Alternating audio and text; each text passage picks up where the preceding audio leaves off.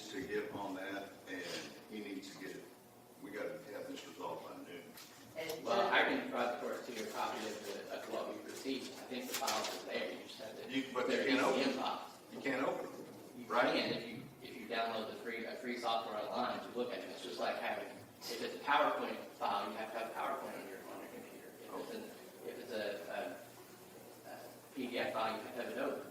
These are DCM files, so you have to have a player that can play DCM. I look, there's like 6 available for free. So until we've done that, I don't think we can say we haven't provided them the images they can look at. Okay. We're in the middle of trial today. I don't know what software they're referring to, but the images are not currently openable by any common reader that we have here today given this money. So I don't know what software they're talking about. We want to provide you with a reader. Were you able to open it using your I just software? emailed a link to them because of our relationship with the court system. I'm not technically permitted to download any software on there. I'm asking XCA to download it onto my computer for me, or to give me permission to do it. But I'm restricted in that we don't control our IP. How many pages is it? I don't know. I just opened it this morning. I can show it to you. It's a bunch of images.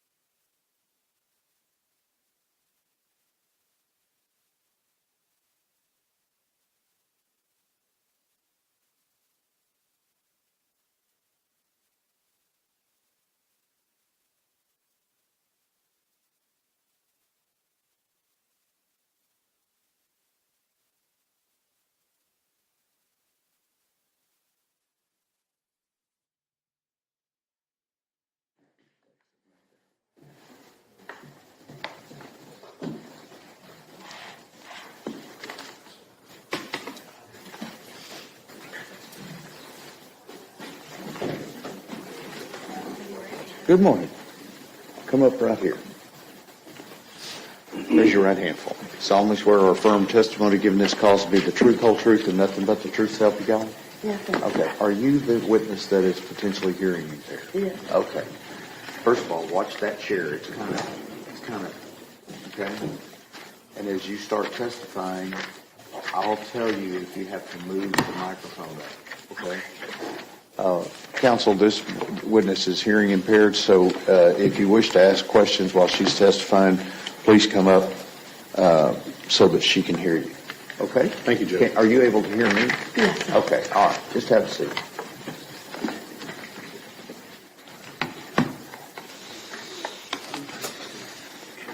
Don't be nervous. Both sides ready for the jury? We are, Your Honor. Okay, let's go. You may remain seated. Thank you. Do you have any objection to me telling the jury why you're standing up here? Okay.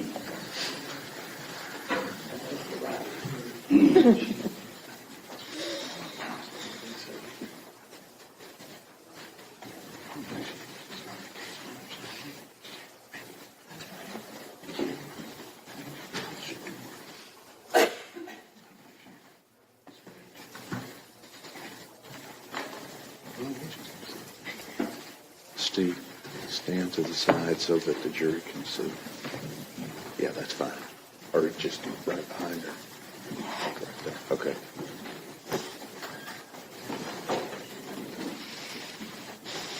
Got one more. All right, everyone may be seated. Good morning. This witness has been previously sworn to testify truthfully, but she is hearing impaired, and so the lawyers, when they are questioning her, are going to stand up here close to us, and I'm going to make sure that they stand out of the way so that you can see them, okay? All right. Mr. Goebel. Thanks, Counsel. Good morning. Let me know if you can't hear me when I'm speaking loud enough. How do you know Tanner Moore? He is my brother's son. He's your brother's son. And do you have any other siblings? Yes, I do. I did have two sisters along with the brother. Okay.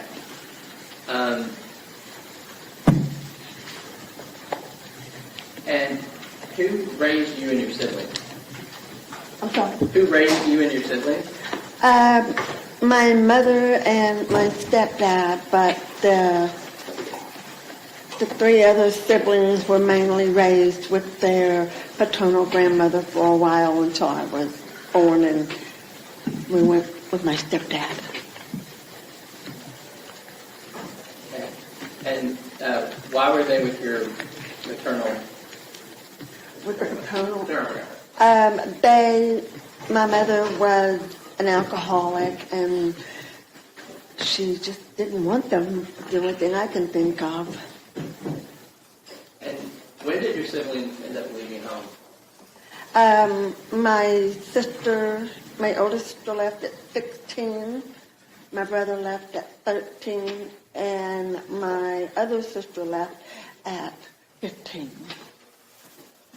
So tell me about your brother, Terry Horner, Sr.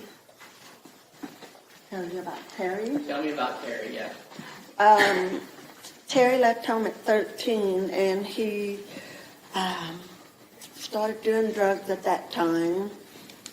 He has spent about 90% of his adult life in prison.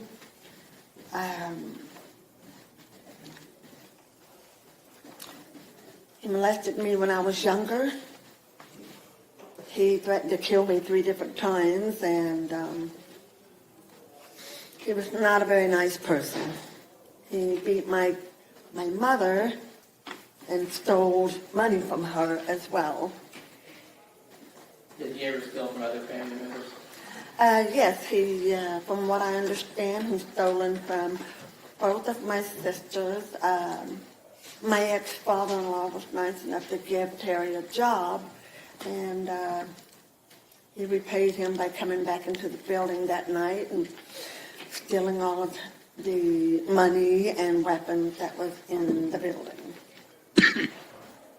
As an adult, did Terry ever live on your mother's property? Yes, he did. We thought he had finally straightened his life out, and Mom gave him the Airstream that was on the property so that she could maintain her independence and he could maintain his. And when you saw it, what were his living conditions like? It was horrible. He had, a lot of drug users, especially Terry. Whenever they would get high, they would take stuff apart like coffee makers and microwaves and whatever else they could and couldn't put it back together. When Mom passed, I hired someone to clean up the backyard because he had left it. Stuff was everywhere. And they found buckets, 5-gallon buckets of poop, because Terry wouldn't come in the house to use the bathroom. Now, I know what an Airstream is, but can you tell? Oh, I'm sorry, Airstream RV, it's a bumper pull trailer. And did Terry ever, as an adult, live on your sister's property? Yes, he lived on my oldest sister's property, and he lived in the garage, and then eventually he got a small bumper pull, and it was a gorgeous house, but in the backyard, there was so much stuff, air conditioner parts, cars, boats, you name it, it was back there. He would just bring stuff home. Now, what did your brother do for a living? Steel. He could weld, but, sorry, I'm bluntly honest here. He could weld, a darn good welder, but because he was into drugs, he couldn't keep a job, so he would just steal whatever. Now, do you have other family members that have substance abuse issues? Yes, I do. My oldest sister was prescription drugs. My mother was a prescription drug. Tanner, from what I understand, was or is. We've got other nephews from my oldest sister. 2 of the nephews and 1 of the nieces were substance abuse users. Can you tell me about your mother? Mom got married, I believe, at 16 the first time. She had 3 children by her first husband. And she got a divorce, and the 3 children, she dropped them off at Edna Gladney Adoption. Didn't tell anybody she did that. And she married my dad. They were together 18 months. I think I was an oops. And when she was a barmaid most of her life, and she worked dry cleaning. And she was, like I said, an alcoholic. I was born early. Looking back, I'm pretty sure a lot of my problems are due to her being an alcoholic. Whenever she married her 3rd husband, the 3 children that she dropped off at Edna Gladney, their paternal grandmother found out about them, went and picked them up, and she raised them for a while in Pentecostal church. Their beds were church pews, from what I understand. And she got them all back. And Was your mother ever abusive towards the children, you and your siblings? she was emotionally and verbally abusive to all 4 of us. If the 4 of us was getting along as adults, she had to pit one against the other. And there would be so much drama. I eventually, whenever my mother passed, I cut ties with all of them. I don't do drugs. I have an occasional drink. I can't stand drama. It will, yeah. Mess me up. Did your mother suffer from a mental illness? Yes, she did. She was bipolar. She had severe anxiety. She had depression, and doing the alcohol and mixing all of her prescription with all of that was not really a good thing. What about other members of the Horner family? Are you aware of any mental illness? I'm not entirely sure. My oldest sister, I do believe she had some because of the way that she would do the prescription drugs. She wouldn't take her heart medicine or her diabetes medicine. Well, she liked that Xanax. She would melt it in a spoon of water and take it that way. What about when Terry and Melissa Horner were together? Were you around then? I was around. I didn't see them much. I think I saw them together maybe 5 times. I saw Tanner probably 3 times in his life, if not 4. And what was Terry like around that time? Stoned all the time. Him and Melissa both were always stoned. So the house was horrible. There was trash everywhere. It seemed like wherever Terry went, he had to bring a bunch of junk. There was a bunch of trash. I don't know how people live in that. And do you know how they met? Terry met Melissa in a strip joint, from what I understand. And do you know where they were working at that time? Was Terry working there? I honestly don't know. Okay.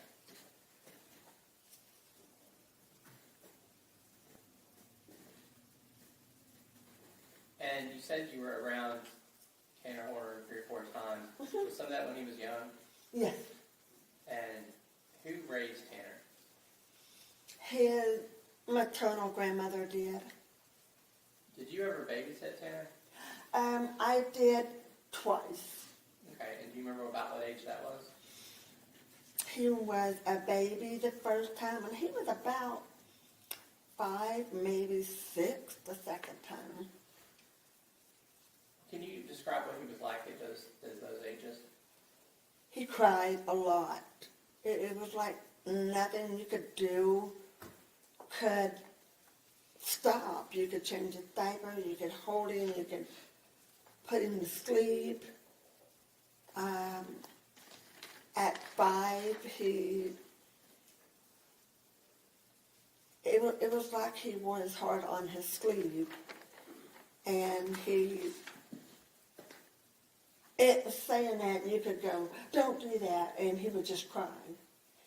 And he went to run out to the street, and I grabbed him and I swatted him on his butt like that, and you would have thought I'd beat the tar out of him. He was crying and hiccuping, and we were at my ex-mother-in-law, and he looked at her and he said, she made me cry. And he just kept crying. I didn't know what to do with him because my children weren't like that. And I felt bad because I couldn't get him to stop crying.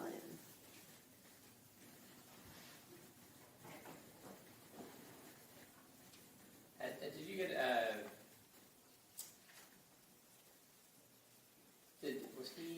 so you were saying you cried a lot, you said it compared to other children. Yeah. What about talking? Did he talk a lot? No. Have you seen him as an adult? I seen him one time. My brother said, hey, Kim, this is Tanner. And I was like, I wouldn't recognize him if I saw him on the street. That's how often we saw each other. But I mean, that was just That was the whole conversation. Did he stop by your house or your mother's house one time with us? Yes, he had a camper at my mother's house, and I thought it was another item that my brother drug up. And Mom wanted all of the stuff cleaned out of the backyard. She wanted that camper gone. My brother said that it was only going to be there for a week, and it'd been there for like, I don't know how long, 4 or 5 months, I don't know. I didn't know it was Tanner's, so I was acting on my mom's behalf, and I started looking for people on the phone to come and pull this camper out, and I had it hauled off. I told the guy, I don't want any money. Mom wants it gone, just make it go. And was Tanner a kind of a typical horror man or kind of different? Like I said, I couldn't tell you. I wasn't around him that much. Now, I'm going to show you a couple pictures here, and I don't need you to use the names, but you can just tell me who these are, like in relation to you. This picture of my brother and my 2 sisters and myself. Can you identify by the exhibit number? Yes, sir. That's Defense Exhibit 66. We moved to have it admitted and published to the jury. Have you shown it to the state? Yeah, I've seen this one.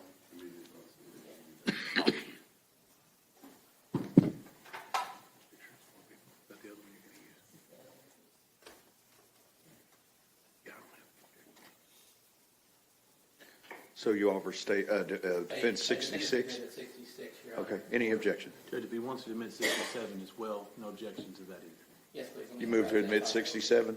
I will, sir, as soon as she identifies that. Do you recognize the people in that? Yeah, it's Tanner and my brother with a woman who has another child by him, and the 4 of us. Defense 66 and 67 are admitted. Your Honor, I will move to publish these, and then I will pass the rest. Okay.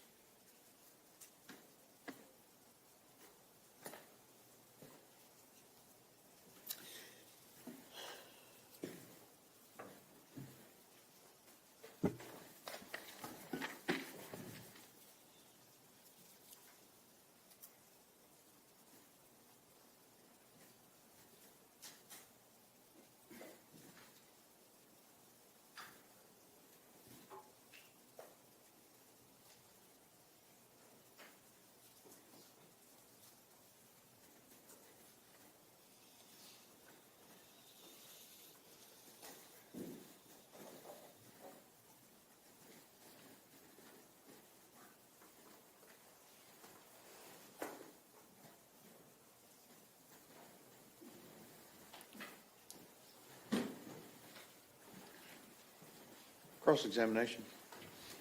Yes, come on, yes, please. Just make sure you stand so that the jury can see her. Ma'am, my name is James Stanton. I don't think you and I have met before, have we?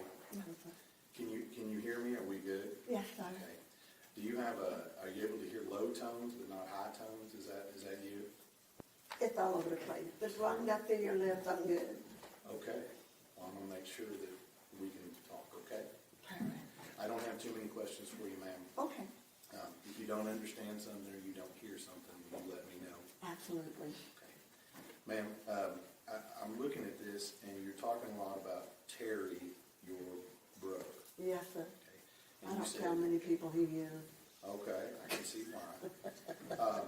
The second part of this, you said he went to a prison for a long time. in and out. In and out. And that was for drugs, right? It was for a number of things. It was for theft, drugs. I believe his first wife, he was out on parole probation, I get that mixed up, and he beat her up and he went back to prison. I didn't hear you say he had any sexual type offenses in there. Is it just drugs? He molested me, Right. yes. But other than what he. But he did not go prison, to jail for that, no. He didn't go to jail for No. that? Okay. I'm just trying to get a clearer picture. Understandable. And the second thing is, you said that the extent of your knowledge on the defendant's owner came from the 3 times you saw him in his life, is that right? Yes, sir. And once when he was a baby, Yes, sir. once when he was 5, Yes, sir. and then a tiny brief conversation when he He was was how old? grown. I don't know how old he was, I'll be honest. He was grown. And that's the extent of your knowledge Yes, sir. on the defendant. Yes, sir. Now, ma'am, let me just ask you while we're up here, and I'm not trying to be rude. Are you a felon? Am I what? Are you a felon? in No, sir, I'm prison? not.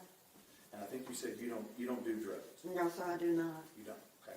Now, I noticed the defense asked you a lot about your family history. Yes, sir. And in your family history, it sounds like you had a pretty rough upbringing, is that right? Yes, sir. And I'm not going to ask you any details of that whatsoever, okay? I'm an open book. Well, we appreciate that, but I'm still not going to ask you. Okay. But it sounds like you had a pretty rough upbringing, Yes, sir. and including some form of inappropriate activity at the hands of your brother, Yes, sir. and being around your brother doing drugs, Yes, sir. right? And apparently being around your mom when he's doing all this stuff as well, Yes, sir. right? But in your life, you don't do drugs, No, sir. and you never killed anybody, have you? No, sir. And you've never sexually assaulted or molested anybody, have you? No, sir. Pass a witness. Redirect. Nothing further, Your Honor. May this witness be excused subject to any potential recall. Yes, Your Honor. Thank you, ma'am. Can I take it? Okay. Take her back there. Who do you have next?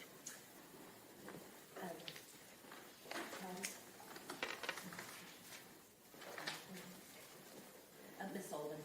And Judge, maybe approach. Yeah.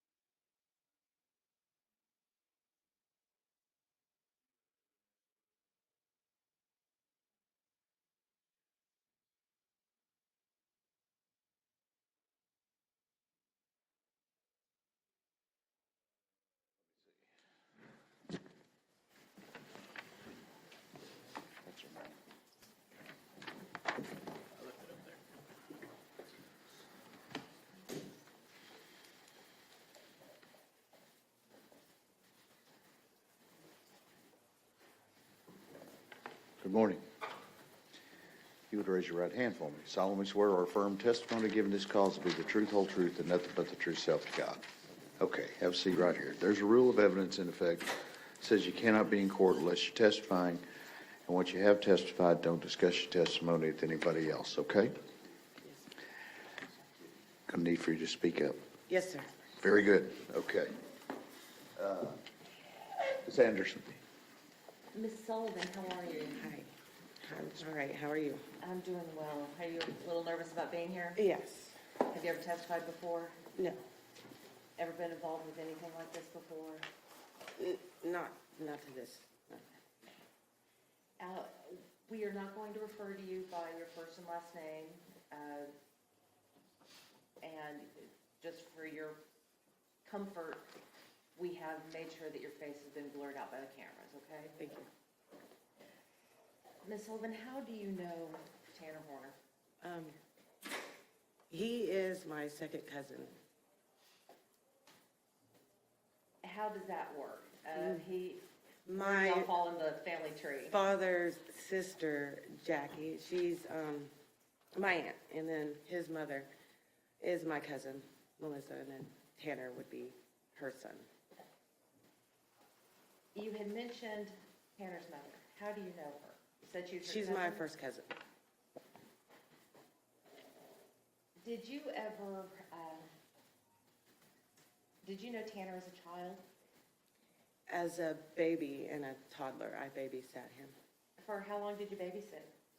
It was a few months, different periods. Like, it was during the summer when I was around 10, and then the next summer when I was around 11.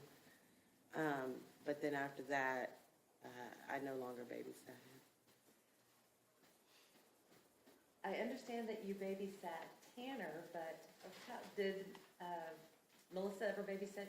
Yes, she used to babysit us when we were younger for my dad, yeah. So it sounds like a circle. Mm-hmm, yes. How was she as a babysitter? She was,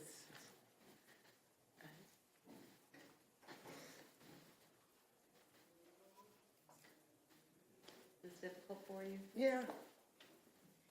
We can take breaks as needed, Ms. Sullivan. My cousin, she was awesome. I looked up to her a lot.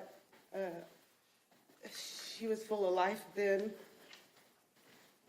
She was a different person back then.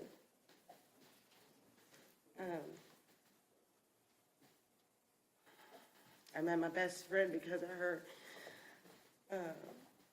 She just was full of life then, that's all I can say. She was a happy person then. Very different from the way she is today. I don't recognize her. How was Melissa as a babysitter? She was fun, exciting, loved it when she came over. She was probably one of my favorite babysitters, and we had a lot. She kept us busy. There was me and my 3 brothers, so she had her hands full. She liked to play Fly to the Moon, where she'd kick us off her feet. She would take us to the park. She'd walk us around the neighborhood. She just had so much energy. Ms. Sullivan, how old were you when you began babysitting Tanner? I think I was around 10-ish. At the time, did you have any babysitting experience? No. And when you babysat him, was it just for a few hours at a time, or for what period of time? No, it would be the weekend. And it was started when he was an infant. She had to teach me how to bottle feed him, change his diaper, things like that. I really didn't have a clue. But even the first weekend, she left me alone all weekend with an infant. And I'm going to stop you right there for a second. You're 10 years old, taking care of an infant. Yes, And you're alone for the weekend. yes. She worked all weekend. And you spent the night over there? Yes. Did she ever check in with you over the weekend? In the beginning, she would come home late at night or in the next morning. I would see her, and she would, feed us, show me what's going on for the day, what snacks, this and that. She would converse with me, and then she'd go on back to work. Yeah. It was late in the evening when she'd go to work. Oh, okay. Do you know where she was working? I knew it was a bar. Do you know what kind of bar it was? I did not know at the time. Did you find it odd that as a 10-year-old you were being asked to take care of an infant? Yes, it was very odd, but I also felt like, wow, she must think I'm pretty responsible, I didn't realize then, no, I really don't think I was. So your perception today is a little different Oh, yeah. than it was then? Oh, yeah. Okay. So, Ms. Sullivan, how often would you babysit Tanner?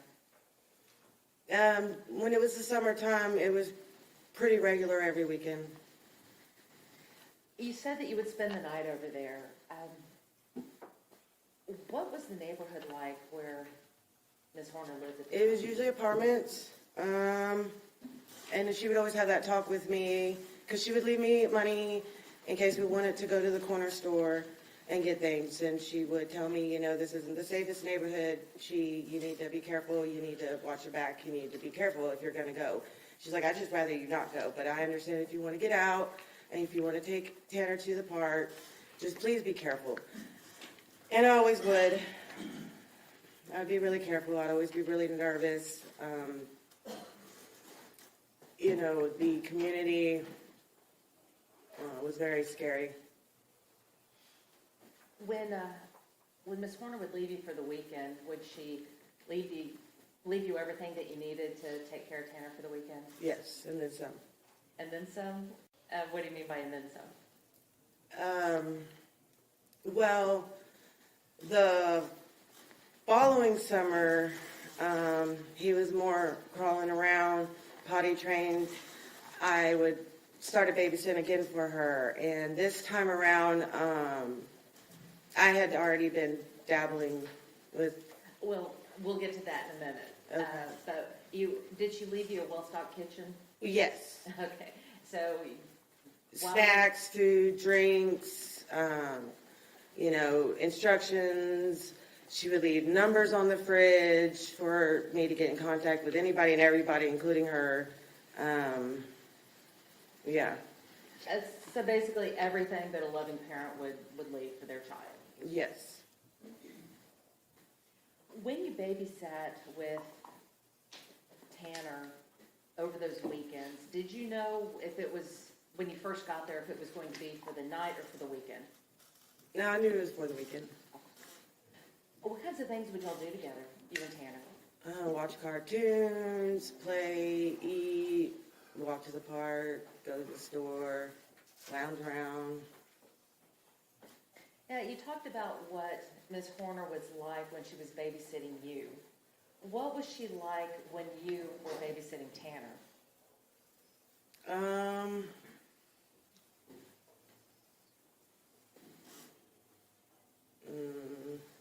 not understanding. Well, we talked about, before you had said that Ms. Horner was full of life and would play games with you when she babysat you. And now you're babysitting her son.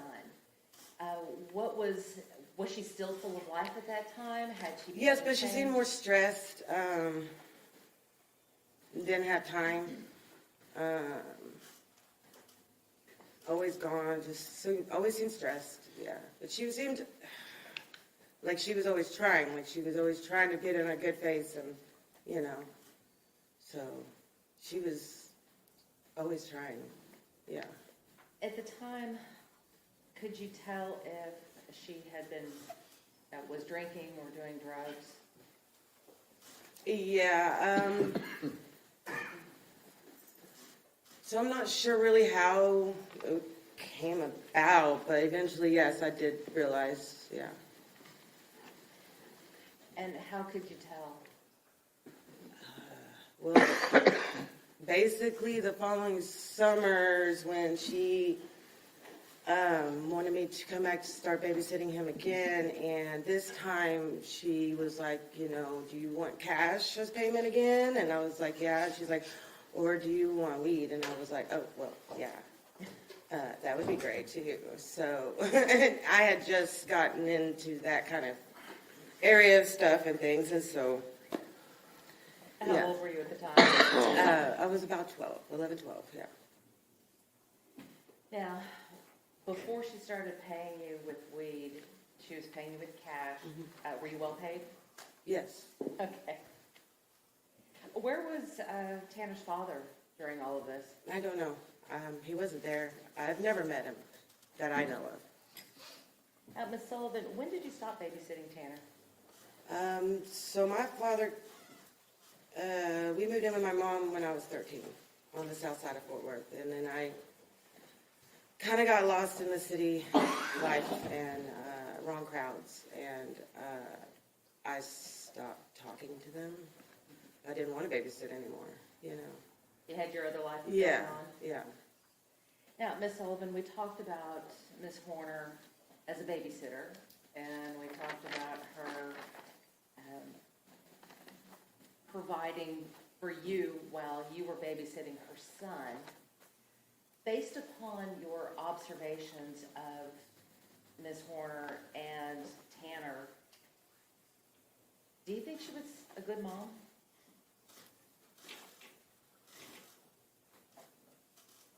At the time, you mean? We'll start at the time. Yes, at the time, yes. And looking back now, She was struggling. She did her best. She tried.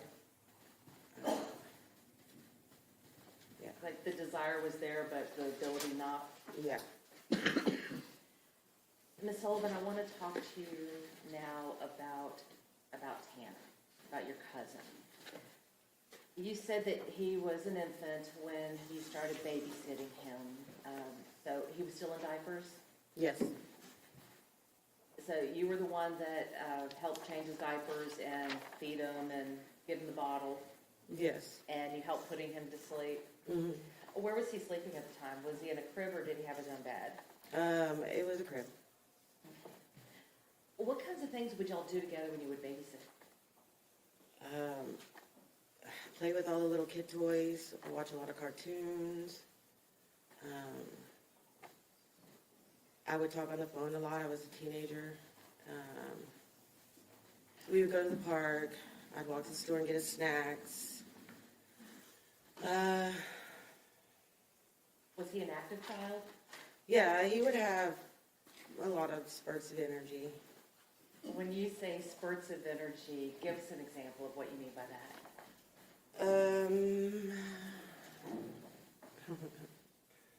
Like, it's hard to explain.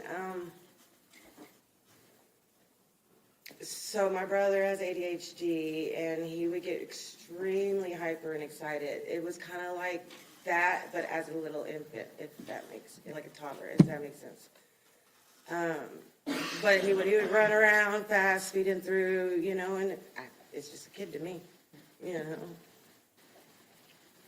A lot of energy. Mhm. All right. Did you have to keep a close eye on him? Yes. Would he ever get into things? Yes. What kinds of things would he get into? I remember a big part of it was the coins we had to keep up, put away from him. It was like a piggy bank. He would eat a lot of coins. He would what? Eat a lot of coins, change, and then he'd poop them out. And I just remember a bunch being in the bottom of the toilet every time I'd wipe his butt. And I always thought that was strange, and Melissa would always be like, keep the change put away. We have to keep the change up. So how old was he at the time? And he was able to run around, like crawl around, run around, walk around. All right, so you had to keep the coins put away because Tanner would eat them, Yeah, almost like an obsession. and after he ate them, he would poop them out? Yes. Would he ever try to grab them after he had pooped them out? I do not recall that, but yeah, I don't recall. How often did this happen? In the beginning, it was a regular basis. That's why it was such an issue, to make sure you keep the coins put away. Were you ever concerned about him doing this? I thought it was odd, but I also thought it was funny. I mean, I don't know, I was a kid. And I think you told us that you had to put the coins up. Where did you have to put them? Well, I never brought change in. And if I went to the store and got change, that's when I'd make sure they were put up high or in a bowl where he couldn't get to them. And again, how often would this happen? That every time he saw change? Yeah, if there was change around, it was inevitable. And so that's why you had to take those precautions?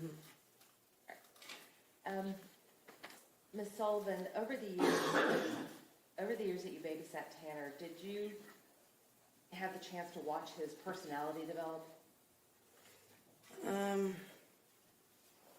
It was a small period of time, but yeah, a little bit. And at some point, did you ever begin to think that he was just a little different from the other kids? I kind of always thought he was a little different, but being so young, I just thought he was a kid. And now being older? Now being older, I look back and I realized he was a little different. Why do you say he was a little different? He would have real high highs and real low lows, and sometimes he would just be in the corner by himself, and I wouldn't really know why. And, you know, now that I'm older and a parent, I look back, I'm like, oh, well, maybe he was pooping in his diaper. But at that time, it was just such an extreme. He would be going and running and hyper, and then all of a sudden quiet. And I'd go in there and he's just sitting in the corner. What was he doing in the corner? Nothing. Was he facing the corner or was he facing out into the room? Usually he was facing the corner. So he would put himself in timeout? Kind of, yeah. You had mentioned the word extreme. What did you mean when you said that he would have extreme highs and extreme lows? Sometimes he'd get so hyper, it'd almost be aggressive. Like, or his fits would be a little aggressive, more than I would think that it was necessary. When you say aggressive, are you talking about aggressive towards you? Yeah, just in general and fit throwing. Like, Did he ever try to hit you? There may have been an occasion, but it was usually with fit throwing. It wasn't like he was intentionally hitting me, you know. Were you afraid that he was going to hit you or kick you intentionally? It wasn't a concern of mine because he was so little. At any time when he had these fits, could you tell what the cause of them were? Usually just not getting his way or particular snack or show. The real high energy just would come out of nowhere, you know. When he had the fits, were you able to calm him down? Yes, it would take a while. What would you do to calm him down? Sometimes I try to hold him. He didn't like that. I would try to direct his attention to something more fun or just try to distract him. Were you ever at a point where you couldn't control him and had to call his mom?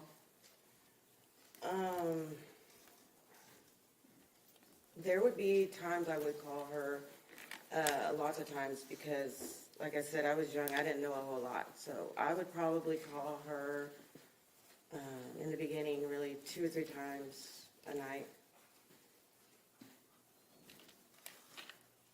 And by the time that you stopped babysitting for Tanner, did those calls become less frequent? Yes. Yeah, near the end, I wasn't calling at all for any reason. And that was usually when I wouldn't see her the whole weekend. Like I said, in the beginning, she would come home late at night or the next morning, checking on us. But then the following summer, as I was older and he was a little older, and we kind of got a little more routine, you know, it was easier. Ms. Sullivan, You previously talked about some of the things that you would do while you babysat Tanner. When you were there, did you play with him more often, or did he play by himself more often? I would say he played with himself more often. Could you tell, based upon your observations, if that was his choice? Usually, yes. What would he play when he was by himself? What was he doing? I don't recall. That's fine if you don't. When he was playing by himself, did he seem to enjoy being by himself? I don't know about enjoyed, but content. Did you ever try to distract him and get his attention to maybe come back and play with you? Yes. Were you able to do that?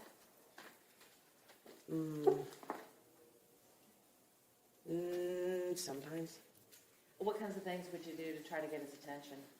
Bring out some of his toys, light up things, noisemakers, turn on a certain show, things like that. Now, for the times that you were able to get his attention back to playing together, did that last, or would he go off by himself again? He'd always go off by himself again. Ms. Sullivan, I want to talk to you a little bit about Tanner's communication skills. When you were babysitting him, did you ever have difficulty trying to communicate with him? There was no communication with us, not verbally. What do you mean by that? He was too young still, to really talk. And by the time that, I want to back up a second. You said that you had babysat him from the time he was an infant. And how many years had you babysat? I want to say it was about 2 consecutive summers, if I can remember correctly. Because the first summer he was an infant, and then the second summer he was crawling and, kind of stumble walking. And then I think you had a third summer where he was walking? It was during the potty training, and he was kind of walking, yeah. Was he at all verbal with you? Very little. Being a mother, comparing Tanner's communication skills at that age and your child's communication skills at their age, were they the same or was one delayed? I feel like his was delayed. Were there times that you had difficulty understanding him when you were trying to communicate with him? Yes, all the time.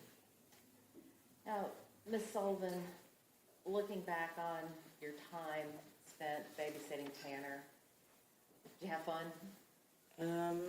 Yes. And did you enjoy babysitting him?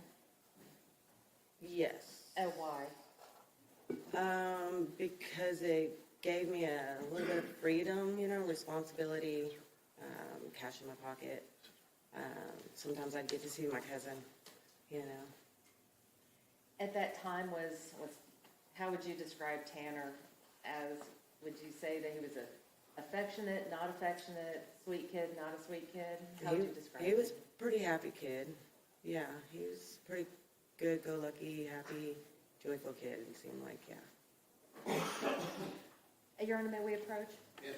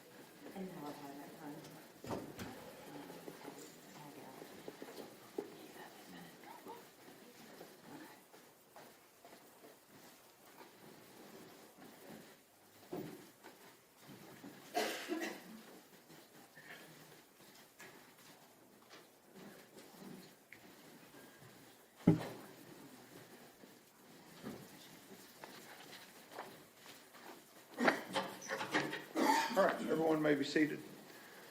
We are ready to proceed. Mr. Goldman.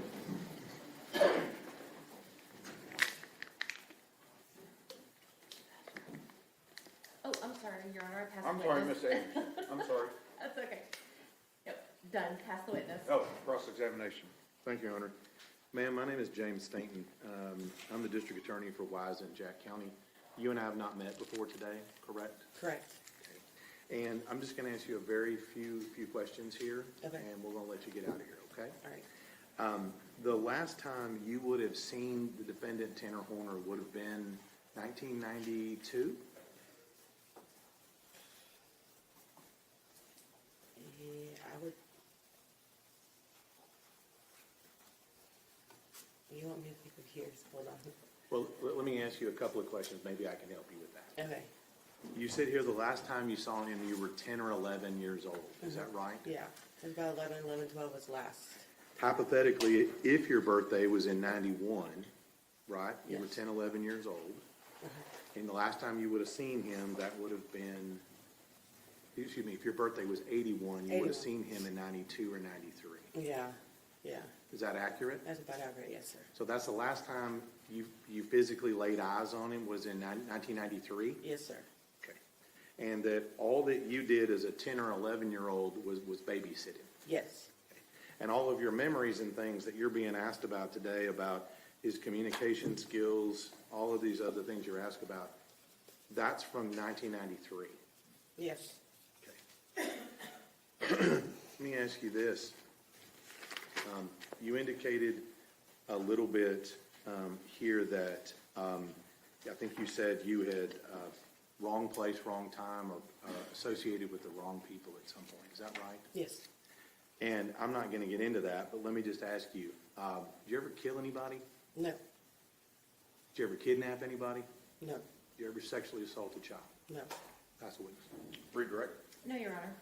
May this witness be excused subject to any potential recall. Fine with the state. Good with the defense? Yes, Your Honor. Thank you, ma'am.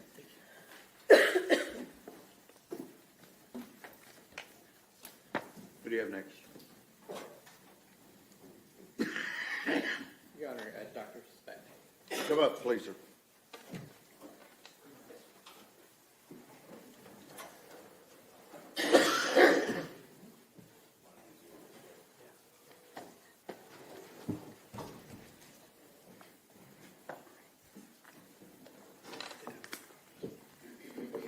Good morning. Remind you, you're still under oath, okay? Have a seat.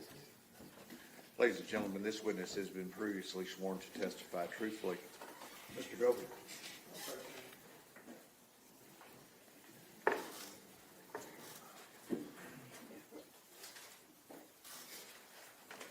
Dr. Speck, I'm going to go ahead and hand you Defense Exhibit 48 and Defense Exhibit 68. Okay. Let me see if you can identify both of those. Yes. Mr. Goble, I don't know if he's been actually introduced to the jury. Go ahead and introduce yourself to the jury. Sure. So my name's Dr. Aaron Specht. I'm an assistant professor at Purdue University with an expertise in exposure assessment and environmental health. Now we can get into this. Yes, one is my CV, and I haven't seen it printed out before. One is a report I produced for this case. Okay, and those appear to be true and accurate copies of both of those documents. Yes. Now we move to admit both, what were those numbers, 48 and, What are the 48. exhibit numbers, Doctor? 48 on my CV and 68 on the report. Any objections? No objection, Joe. Defense Exhibit 48 and Defense Exhibit 68 are admitted. so now my first question will state your name. So you said your area of expertise is medical, physics, and environmental health? Yes, medical physics, environmental health, and exposure assessment. Yeah. Let's back up and go through your education, please. Okay. So I got my bachelor's degree from Purdue University in physics, and I did my PhD in medical physics in the School of Health Sciences at Purdue University. And then I did a postdoc training at Harvard T.H. John School of Public Health in environmental health and epidemiology. And what are your areas of research? My areas of research focus on designing instrumentation to allow us to do environmental measures easier, so looking for environmental contaminants, then applying that into different studies, epidemiological studies, looking at potential health effects associated with those environmental contaminants, and looking at the toxicokinetics and the toxicological features associated with those environmental contaminants, which is essentially just how they go through the body and how they interact. Okay, hang on. You Sorry. talk real fast. Sorry about that. All right, I'll slow it down a bit. thank you. Go ahead. May also need the microphone. Okay. Yeah, pull that closer to you. Is it this one or this That one? That one. Okay. And does that include research on X-ray fluorescence? Yeah, so a lot of the instrumentation that I end up developing is focused primarily on X-ray fluorescence work. And so I can explain what X-ray fluorescence kind of is. Let's come back to that in a minute and just get through the basics first. Okay. The qualifications part that we always have to walk through. So let's go to what are your academic appointments right now? So my main appointment is at Purdue University, where I'm an assistant professor. I have an appointment at the Harvard T.H. John School of Public Health. I'm a visiting scientist there, and I'm also the director of their trace metals lab. So that just means there's a bunch of people who ask questions about metals, and they don't know all that much about it themselves, so they reach out to us, and we guide them through designing the study or which measurements to make, any number of questions. And have you published any peer-reviewed articles? Yes, I've published about 70 different peer-reviewed articles. So a peer-reviewed article is something where I design a study and I write it up, and then I'll send it out to a journal who will send it to anonymous reviewers from the scientific community who will then judge what the merit of it is in the context of my scientific field. And then it can get accepted or rejected based off their feedback. And generally what topics do you cover in your published articles? So it's the same kind of topics that I do most of my research on. Environmental health, exposure assessment, designing these instruments, all of that. And have you been asked to be a peer reviewer for any journals in your field? Oh yeah, more than a dozen. And are you a member of any professional societies or scholarly organizations? Yes, so I'm a member of the Society of Toxicology, and I'm actually the vice president for the metals specialty section as part of that. I'm a member of the International Society for Trace Element Research in Humans, and I'm the secretary for the society there. I'm also a member of the Health Physics Society, the International Society for Environmental Epidemiology, and the International Society of Exposure Science. And have you received any fellowships, research grants, awards, or things like that? Yeah, so I have funding from the National Institutes of Health. I have some foundation funding. I have funding from the Department of War, from any number of potential federal funders, and also a slew of foundations as well. Is one of those from the Department of Defense? Yes, yeah, the Department of War now. But Okay, Department of War. And have you previously testified in court about portable XRF, that X-ray radiofluorescence yes, lead measurement? yes. So I previously testified in the Flint water crisis trials related to the lead exposure during that case. And besides you testifying, have other experts relied upon your findings when they were testifying in court? Yes, they have. Now, in that Flint water crisis case, how many people did you test for using the portable XRF for that case? I believe we ended up testing about 12,000 people that were in the community there. Now, what are the biomarkers for lead exposure?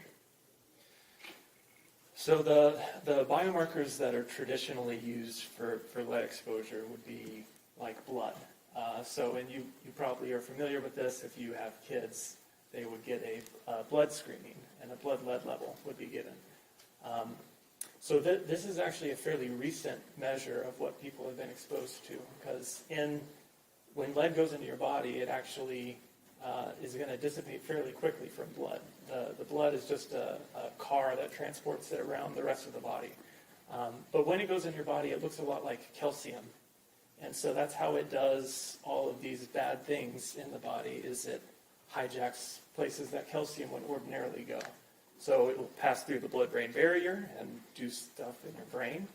The blood transports it on the red blood cells, which is, normally where that would happen. And as a consequence as well, the lead will actually store primarily in bone, which is where calcium would normally store. So when it gets into the bone, 90% of the ingested lead actually will store in the bone. And then your bone's going to stay there. It's not here today and gone tomorrow. It turns over very, very, very slowly. So when we actually do a measurement, so with our device, we are able to measure bone lead levels instead of blood lead levels. And that bone lead level actually gives us a very cumulative measure of what someone's been exposed to their entire life. And that's important because, lead, it has this impact, and it's going to do something in the brain by passing the blood-brain barrier. But all of our toxicological studies and the general scientific consensus shows that those effects are irreversible. So even though we're going to monitor it with blood, and maybe that will dissipate over time, those effects are going to linger and they're going to stay there for the rest of your life. So when we are able to do a cumulative measure of what someone's been exposed to, that is a more effective measure of what the potential health outcomes are associated with that level of exposure. So how long would that exposure be detectable in the blood? In the blood, it normally dissipates fairly quickly within a couple weeks. So the half-life is about 30 days. So that means if you were exposed to something 30 days ago and we measured it today, half of it would still be present in the blood. The equivalent then for bone lead would be 30 years. So if you were exposed to something 30 years ago and we measured it today, half of it would still be present in your bone. So you mentioned, for the blood testing, one way to do it. How do you test for lead in blood? You can do it a couple different ways.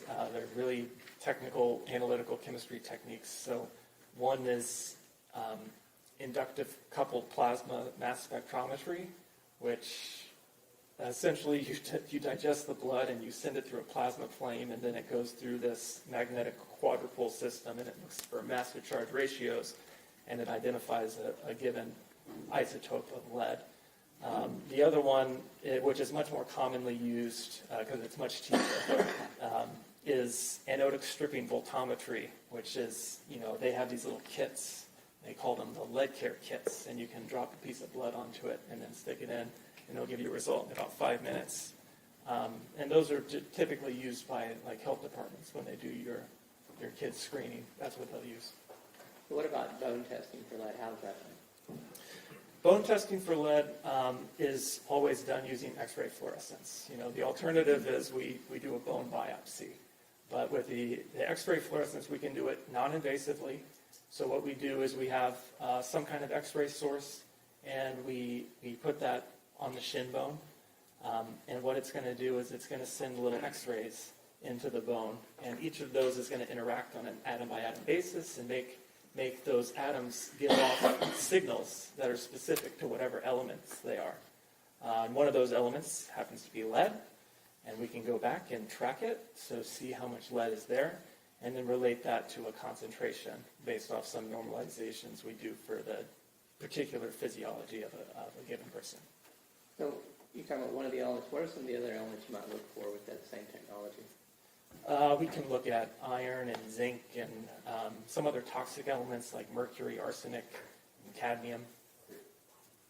And when was that technology developed? So we originally started doing these bone lead tests back in the 1970s. And this technology has iterated over time, and we've gotten pretty good at it. since the 1970s. We used these old devices with a radioisotope source, and we got this radioisotope source from a cyclotron that was, we had some sources in the U.S. originally, but right now the only cyclotron was based in Russia, so we can't get that one anymore. But the device itself was about 200 pounds. It used liquid nitrogen cooling for a high-pure germanium detector, and it took about 30 minutes to do a measurement. And what about the portable XRFs? Yeah, so the current device we use is not 200 pounds. It's about 5 pounds. It looks a lot like a barcode scanner. And you can do the same kind of thing. You hold it up to the middle of the shin bone, and you're able to actually determine the elemental content of that bone. And so it's using an X-ray tube source rather than a radioisotope source. And now instead of having that huge 200 pounds of liquid nitrogen, we use a thermoelectric cooler, which is much more compact. Your Honor, unless there's an objection, I'm just going to put my demonstrators up. Any objection? No, you don't. Okay.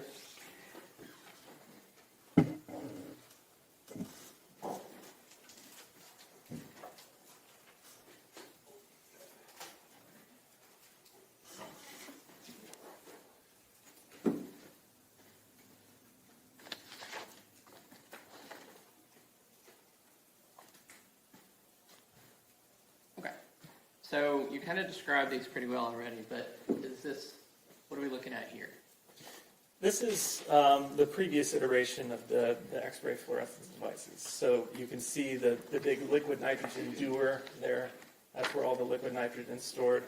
The detector on the front, and then that little black dot is actually covering up the radioisotope source on the front of that.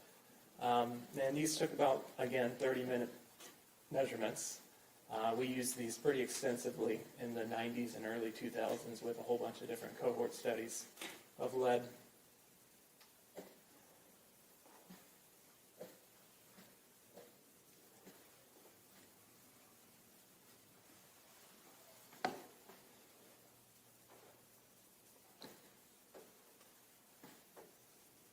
And what's that? So this is the portable XRF, the one that I use now to do bone lead measurements, and we've used it for the past 15 years or so to do that. It takes about 3 minutes to do the measurement rather than 30 minutes. Again, it has the X-ray tube source, and it's battery operated, so I can take it with me and go into the field and do measurements that way. And you know which model that is? That's a Thermo Fisher XL3T Gold D Plus Now, model. is this commercially available?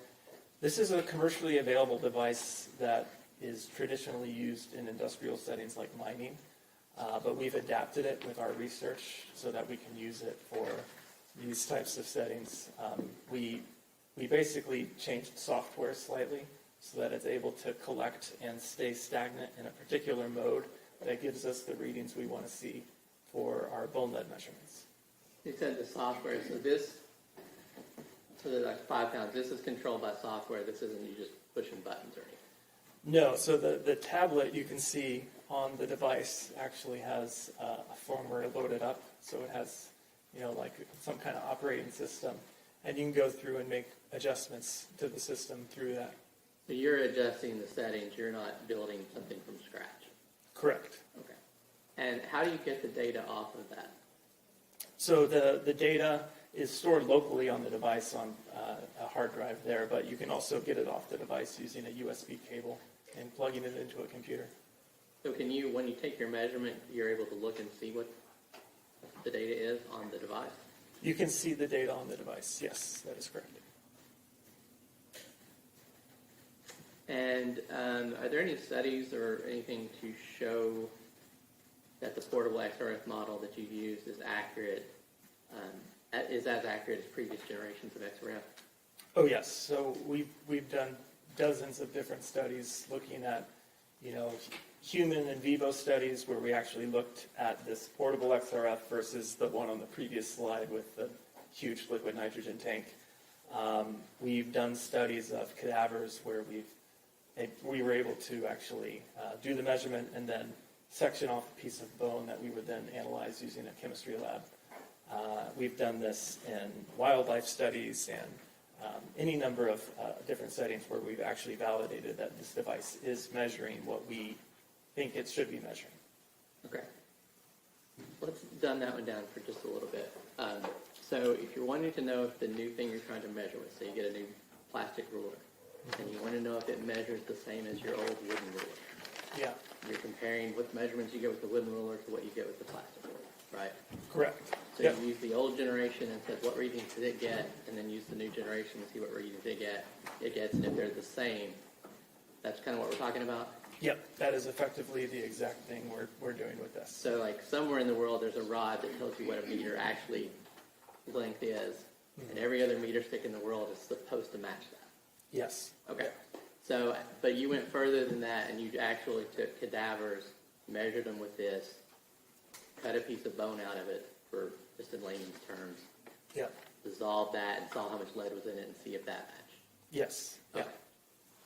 So that's how you determine that this particular model works. yes. Have there been studies completed in the United States and internationally to verify how this works? That it does work?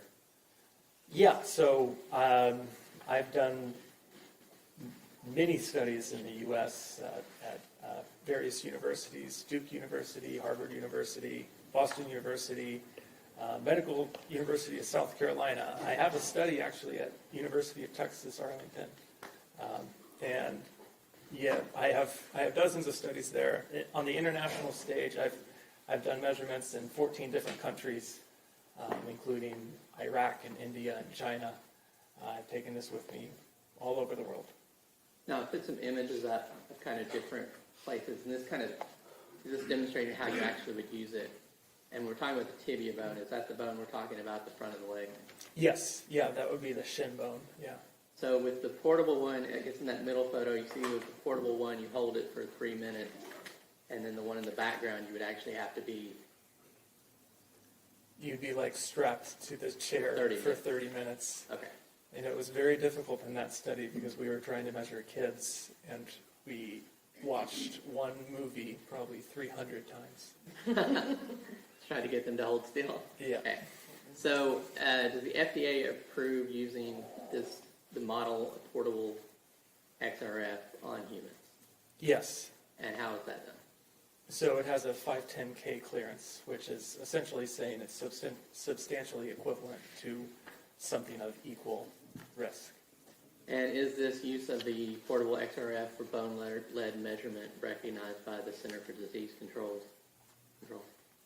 Yes. So the CDC, the Environmental Protection Agency, the NIH, they all recognize this technology. And actually, I was a subject matter expert and a reviewer for the Integrated Science Assessment of Lead, which is this huge EPA 2,000-page document that goes through all of the potential impacts of lead in the body, but also, importantly, the exposure assessment. And my role was to look at the toxicology and also measurements of bone. Now, are you aware of other institutions that are using this same model, XRF, to do bone lead measurement in humans? Yes, so I've listed some off before, but Duke, Harvard, Boston University, Johns Hopkins is using it for humans. These are all just for humans too. Medical University, South Carolina, Purdue University, Indiana University. I'm forgetting probably a dozen, but. Can you give me an approximate number how many bone lead measurements have been completed with your device? With our device alone, probably more than 60,000 measurements have been completed on humans. And did you examine Tanner Horner? I did. Did you review any records in preparation for that examination? In preparation for the examination, I did not. Okay. Have you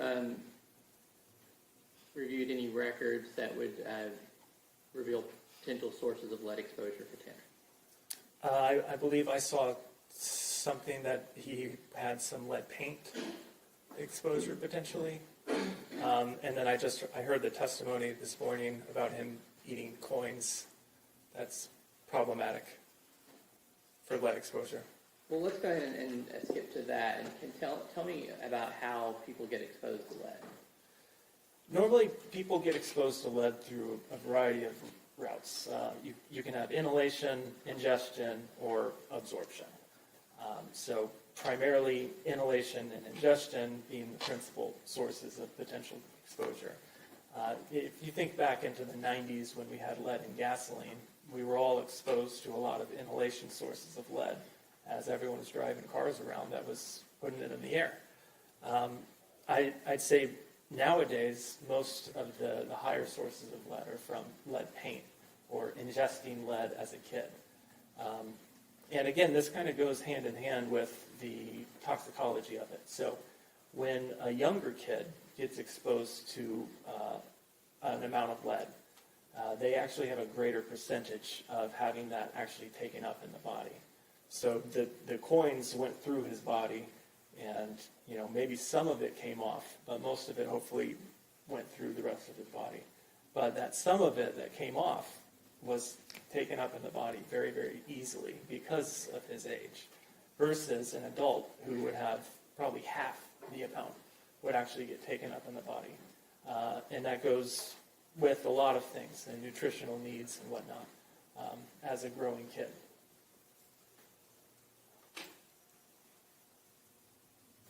And remember when you conducted your exam on Tanner? I don't remember the exact date. I think it was late last year. Okay. And was that in the Tarrant County Jail? The one right over here, right? Yeah. Yeah, I think that was one and the same. I walked by it this morning. I was like, oh, okay, I remember where I am. Okay. So I assume it was easier to use the portable RF Yes. than anything else. All right. So just walk us through what you did to use that with Tanner. Okay, so the procedure is fairly straightforward. So with the device, we power it on. We have Tanner lift up his pant leg, revealing his shin. And what we do is you set up the software, make sure it's going to operate in the right mode, and you'll align that parallel to his shin bone. So the x-ray tube comes out at a slight angle, so being parallel allows us to go up the bone rather than across and potentially miss.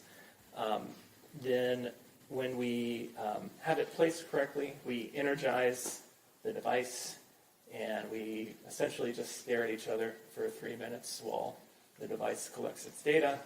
Then we turn it off, and the data is collected and stored on the device. And is that the correct protocol for doing that collection? Yes, that's the same methodology we've used in every measurement for the past 15 years. And what were the results of your test? The test showed that he had been exposed to lead, and it had accumulated in his bone to a degree of an exact measure of 12.1 micrograms of lead per gram bone mineral content. So that unit is the way we've done bone lead measurements since the 1970s, essentially. And can you kind of put that into context for us? What does that mean? Yes, so bone lead, again, since it's giving us a cumulative measure of what someone's been exposed to, the important thing is to actually have age-matched control data. So we can look at someone else who's the same age and say, okay, well, this is what they would have had in their bone, because it accumulates and it doesn't go away. So we have a population study we typically use for this, which was based in Toronto. And in that study, the same age group as Mr. Horner would have had about 0.5 micrograms of lead per gram bone mineral. And to put that further into perspective, so his level was 24 times higher than that comparison group. first of all. Secondly, you can do a total body bone, or a total body lead measurement. So because we have this in units of bone mineral content, and everyone has a certain amount of bone mineral content over their body, we can actually determine how much total lead he had in his body. And so that comparison, he came back with about 33,000 micrograms of lead. Quite high, compared to his peers at closer to, I believe, 1,500 micrograms of lead. Okay, and are you aware of how many micrograms of lead it would take to potentially have an effect on someone? So the CDC sets this level of blood lead, that is the level of concern, and it's at 3.5 micrograms per deciliter. And we actually show that there is harm at lower levels, and the CDC, the Environmental Protection Agency, the World Health Organization, every scientific organization of merit has said that no level of lead is good for you. But if we do the same total body estimate with that 3.5 micrograms per deciliter, you get to about 250 micrograms of lead as the dose that can cause harm. And so 250 micrograms, very different than 33,650 micrograms. And I know you said this, but just to clarify, when we're talking about the group that we're comparing it to, it would make a difference in age because you were talking about lead being more prevalent in society, and if you lived in the 70s, you'd have more exposure. So is that why you have to break it to age groups? Yeah, that's essentially it. So if you're older, maybe you had the exposure from the 90s when you were inhaling the leaded gasoline that was being combusted. And so we'd have to account for that. So that's why we do that age comparison, because this is going to be reflective of what you were exposed to in your life. So you have to do an age-matched control. And so over time, has that data kind of been updated? You said you were using the Toronto study. Is there a reason why you use that one? The Toronto study is the most recent study with age-matched control data that we have. There's previous studies from the 90s, but that would be irrelevant because back in the 90s, we had so many other sources of lead exposure in our bodies that it wasn't going to, be as significant as a difference.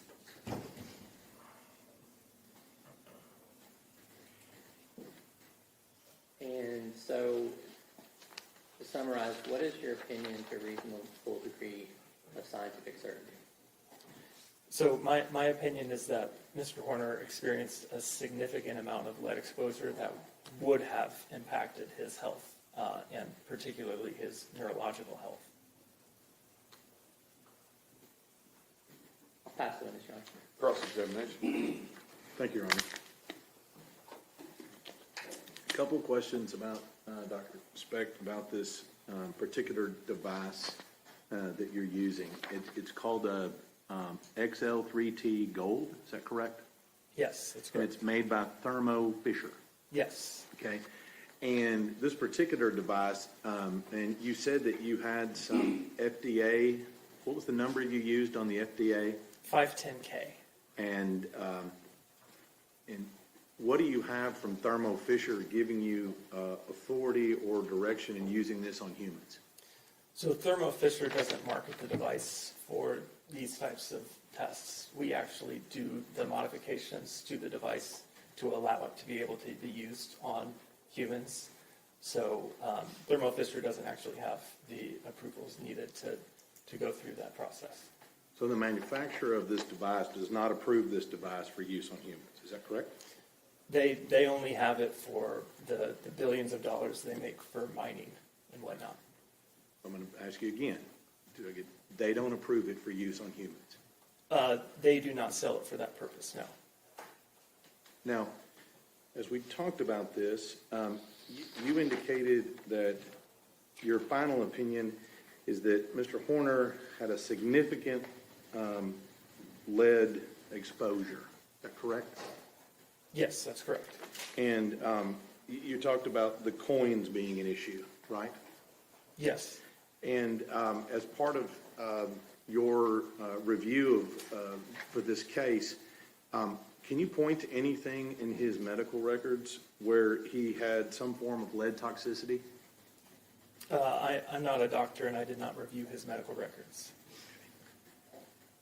Right, but you've made some opinions here about people getting significant exposures and the results of those exposures, have you not?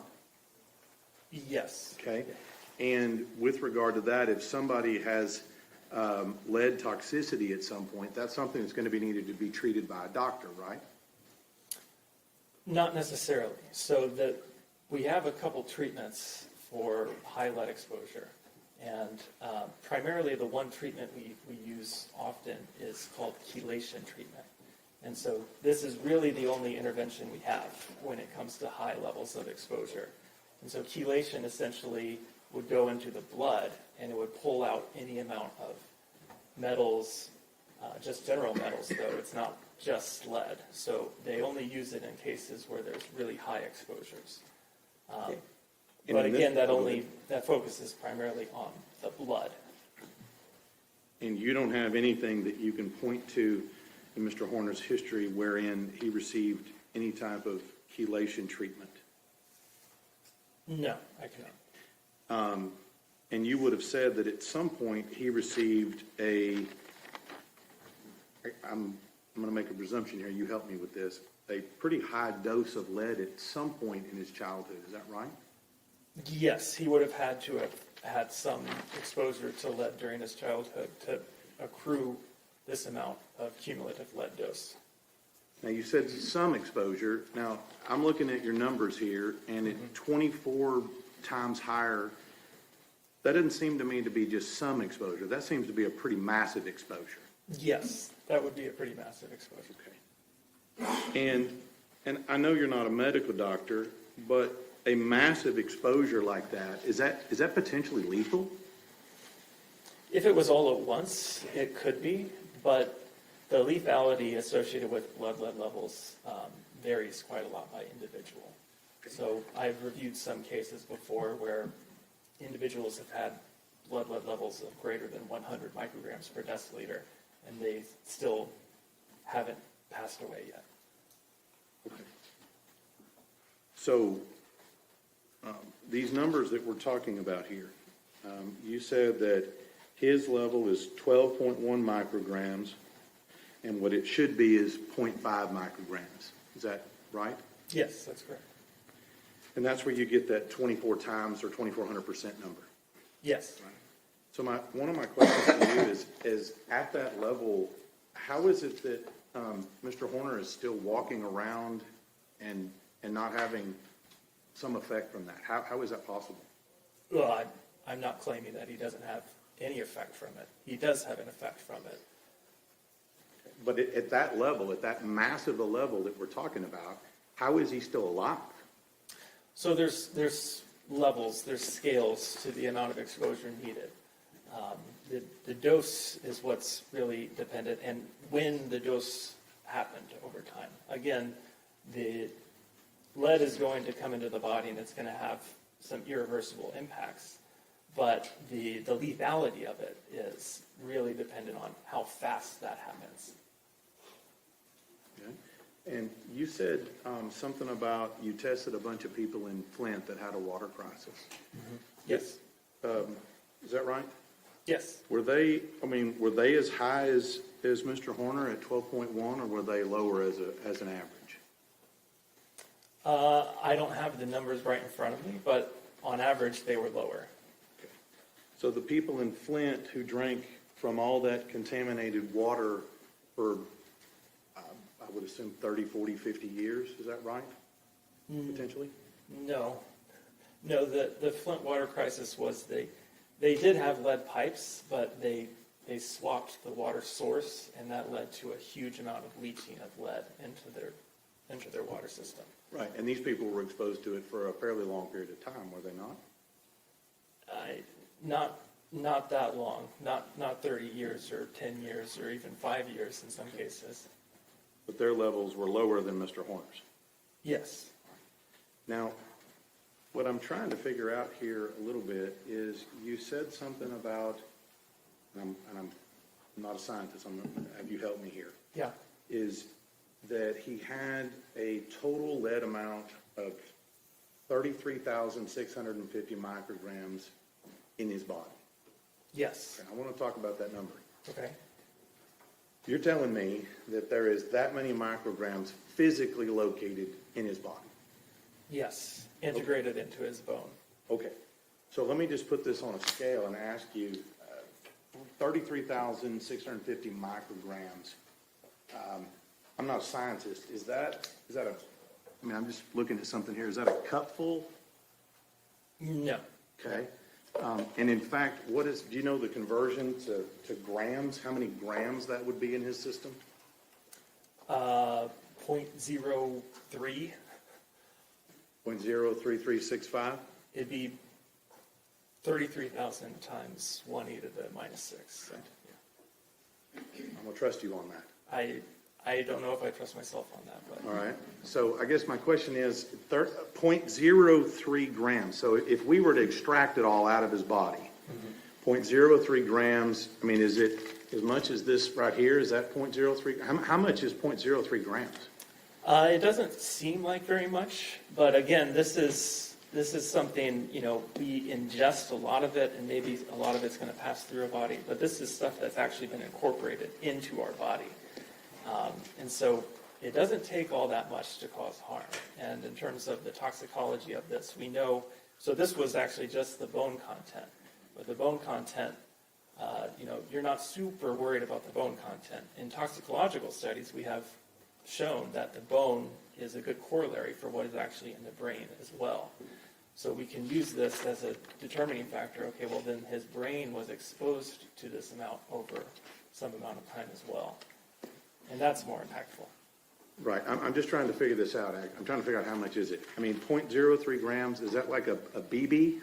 Is that what we're talking about? That's the total amount? It could be on the same order, yeah. Okay, so something, we're talking in the entirety of his whole body, something like this. Yes, but it's actually incorporated into his body. And again, it's 24 times higher than what any one of his peer groups would have been exposed to.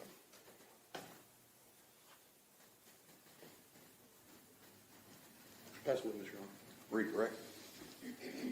Briefly.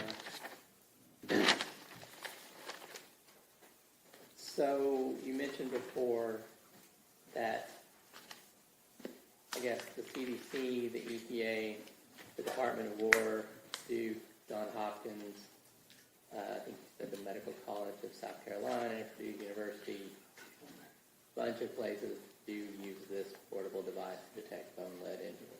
Yes, yeah. Okay. And we talked before about other experts relying on your findings. I assume those experts are relying on those findings because lead did have an effect on the person. Yes, exactly. And we're talking about a BB, I guess that's the size of a pill too, and those can have effects on people. Yeah, exactly. Mr. State. Yes. One last question here. You talked about the normal test that a doctor would do would be a blood test. And you said that goes out of their system in how long? So the half-life is about 30 days, yeah. And they do the blood test, again, primarily because the only treatment available is acting in the blood. Right. And so it wouldn't surprise you if Tanner Horner's medical records indicated he tested essentially negative for blood when he got tested, would you? No, it wouldn't surprise me necessarily, depending on when that test occurred versus when he was actually exposed. But at this level that what you're talking about here, this extreme level, this massive amount of lead, according to you, in his system, how is it possible that with this much lead, according to you, in his system, that he still tests zero? Well, I mean, it could easily have been, tested at very different time points in his life. So if you test blood lead level very recently and he was exposed when he was 2 or 3, then the blood test could come back effectively zero. And again, this is effectively zero because even those blood tests aren't 100% accurate. That's what it's wrong. Nothing further. I'm sorry? Nothing further. May this witness be finally excused? Yes, sir. Due to the statement. Thank you, sir. Thank you. Okay. So Hand me I those take these. exhibits.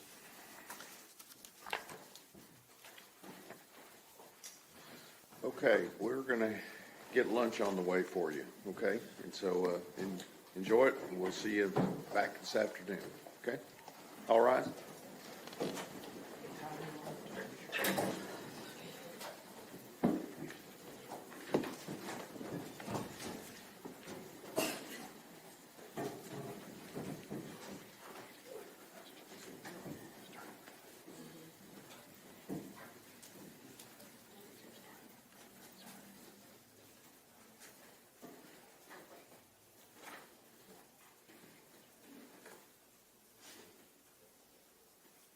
One o'clock, everybody.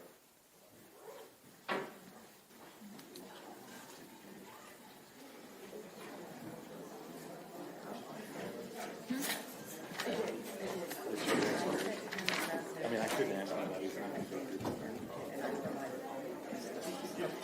Judge,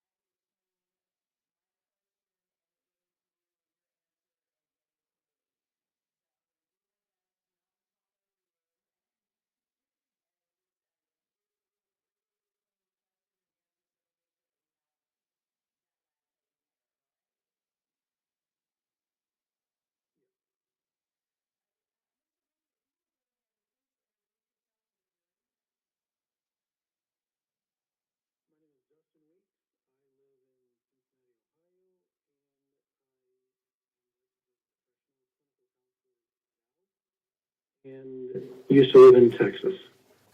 Mr. Weeks, you're not here to give any expert opinion on this case, are you? No. Your role today is to give some historical background information. Yes. Now, Mr. Weeks, you said that you were living in Texas at one point. When were you living in Texas?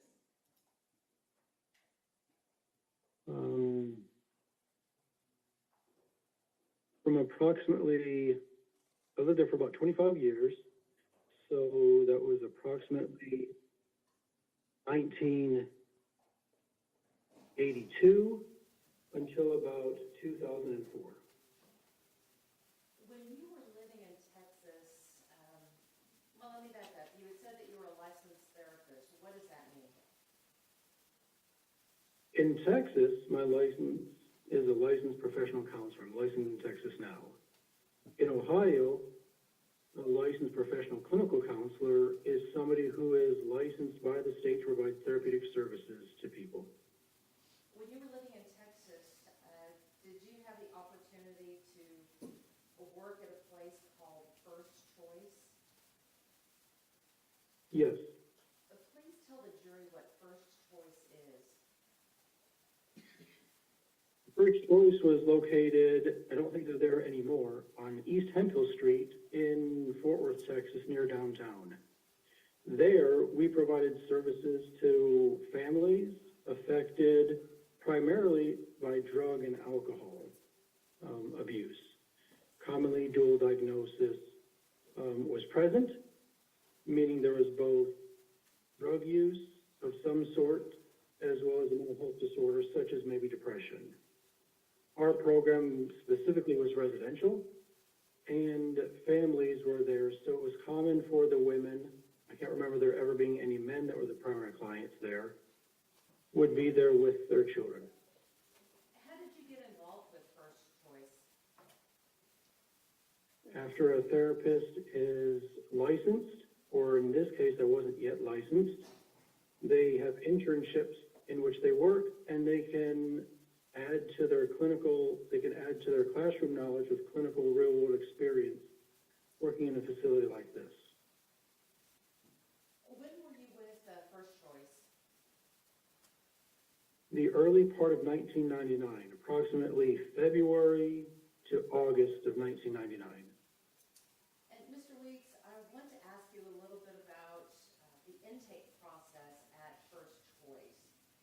Do you recall what kind of information was obtained from the clients when they entered First Choice? I don't have any knowledge of that directly from working there. The work I did was as a therapist, usually working just with the children, well, I guess also with the parents as well. I didn't do intakes. That's typically done by somebody else.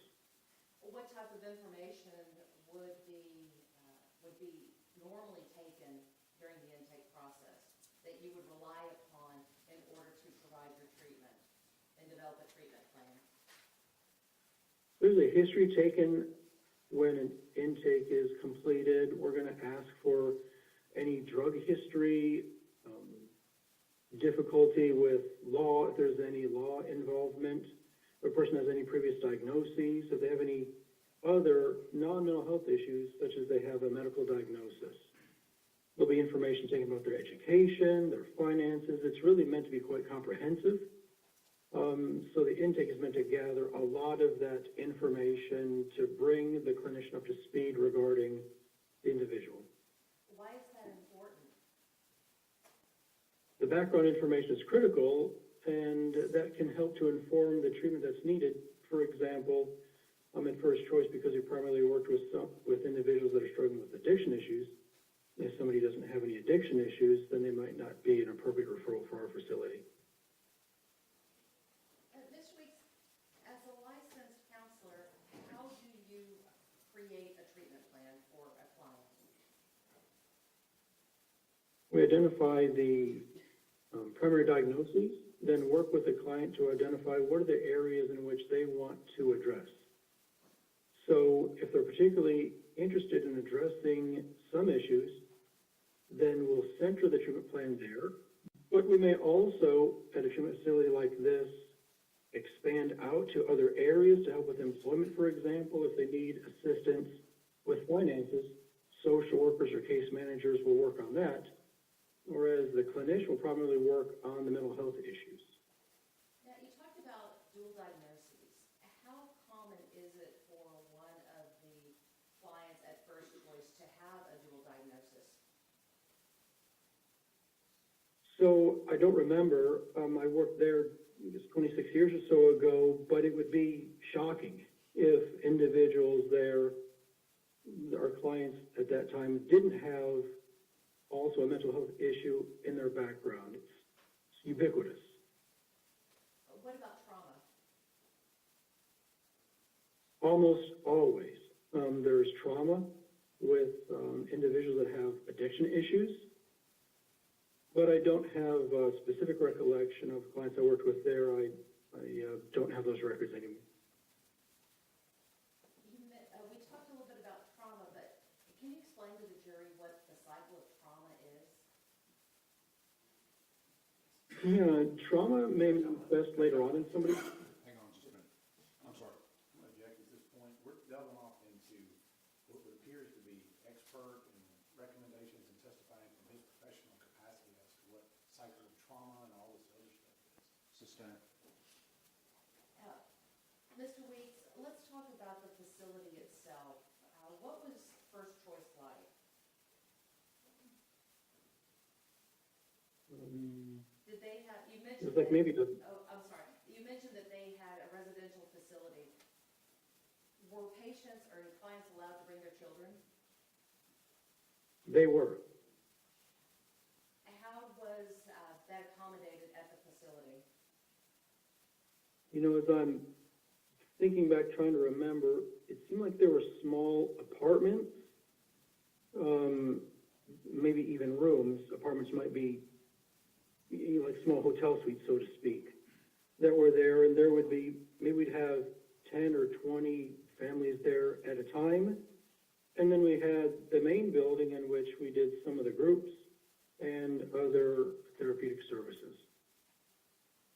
You said that these residents would be allowed to bring their families and their children.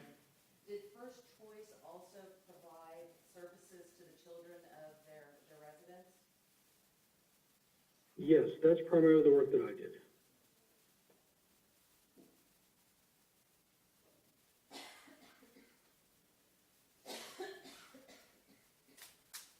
Why would First Choice provide services to the children? Services like play therapy, for example, or stress management could help the client, the child, I should say, in this to be more specific, to maybe work through some issues that they encountered with the mother when they weren't in the facility. Being able to work out some of these issues may help them to manage conflict better, to have success in school better, to rebuild the relationship that, if it was damaged, it would help them to have the skills to be able to repair those relationships. You mentioned play therapy. What is play therapy? I'll object again. He's again offering from his expertise and training in this particular case. It's not actual information. Your Honor, we're just trying to get into what he did at this facility. It is not offering an opinion. He is testifying as to what he himself did. So we are not asking him to give any opinions. What we are asking him to do is to testify as to this facility, what they did, and With Mr. Horner? we're getting there. Well, let's get there. So, explain again, please, what play therapy is. Play therapy is the use of toys to help a child to express what may be difficult to verbalize. Art therapy is in some ways related to it. I don't have training in that, but we want to creatively provide opportunities for youth to be able to express things even though they may not have a narrative.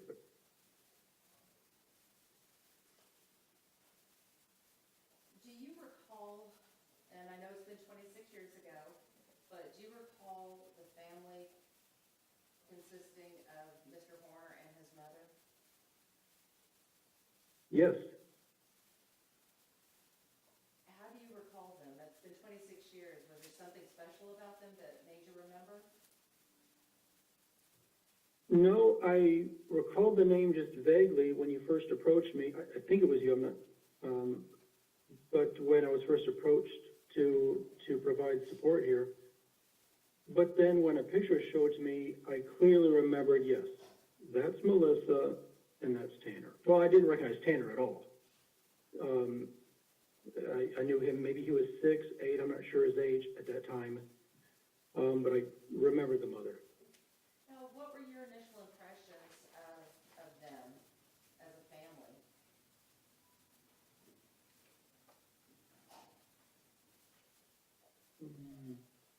Nothing unique.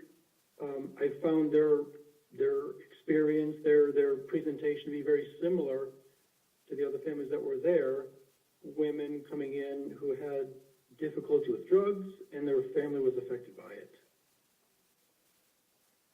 Now, you said that you had remembered Melissa immediately upon seeing her photo. What was it about her that you remembered? I just remembered her face. When I saw it, I recognized her. Nothing else really jumps out. And just to be clear, in order for Melissa to be involved in this program, she would have had to have had a drug problem? I assume so. We didn't provide any other services. That was the primary function. There was an emphasis in first choice on 12-step work. When Melissa and Tanner were at first choice, did she seem to be motivated to work through the program and do better?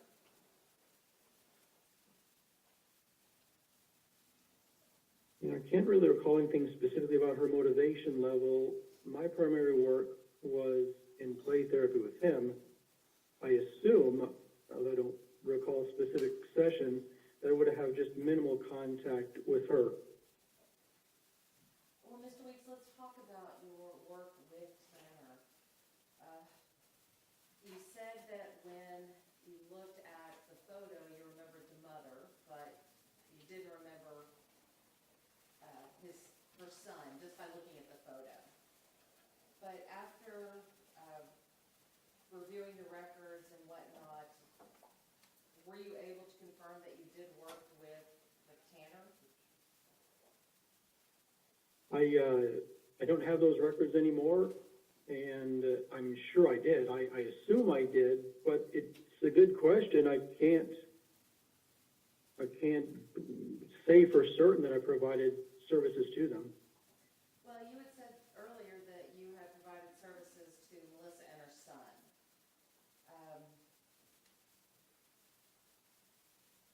When Melissa was there with her son, do you recall Tanner acting out or having any temper tantrums while at the residence?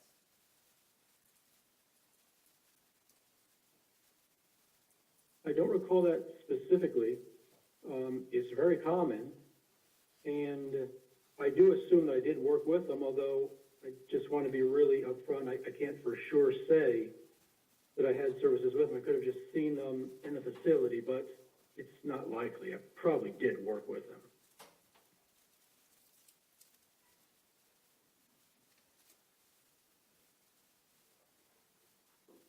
May I have a moment, Your Honor? Yes, ma'am.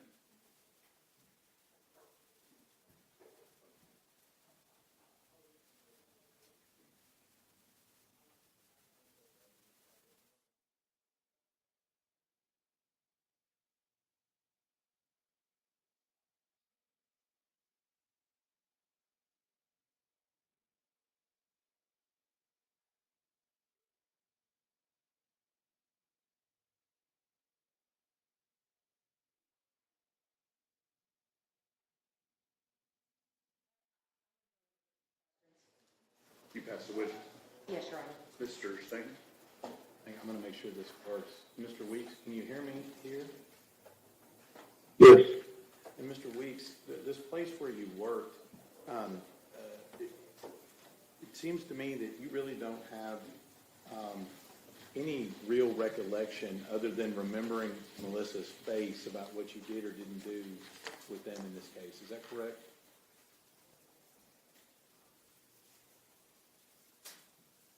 I have, generally, yes, it is. I just have basic memories of the services we provided there, but specifics with this family, no, I don't have specific memories.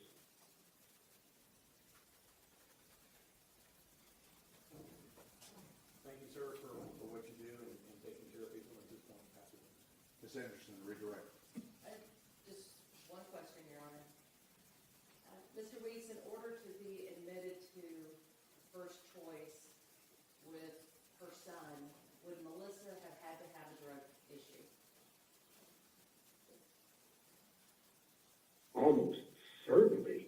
I didn't do the intake, but it's just not what we do. We treat people specifically with drug problems at that facility. Thank you. Mr. Tate. No further. May the witness be excused? Yes, Your Honor. Okay. Mr. Weeks, thank you very much. We appreciate you taking your time.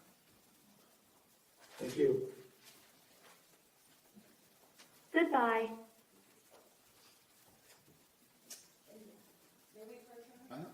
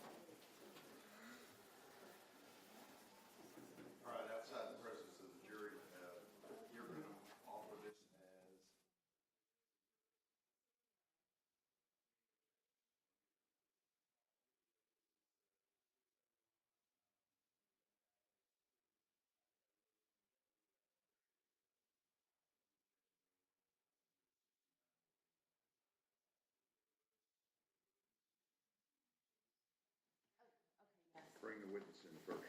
Yeah, uh-huh.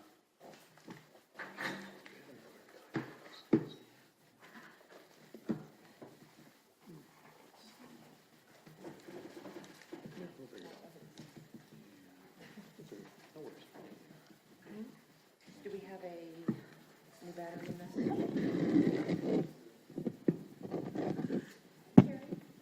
The battery. It's me. Triple. Okay. All right. I didn't know Good you. afternoon. You You all right? Okay, raise your right hand.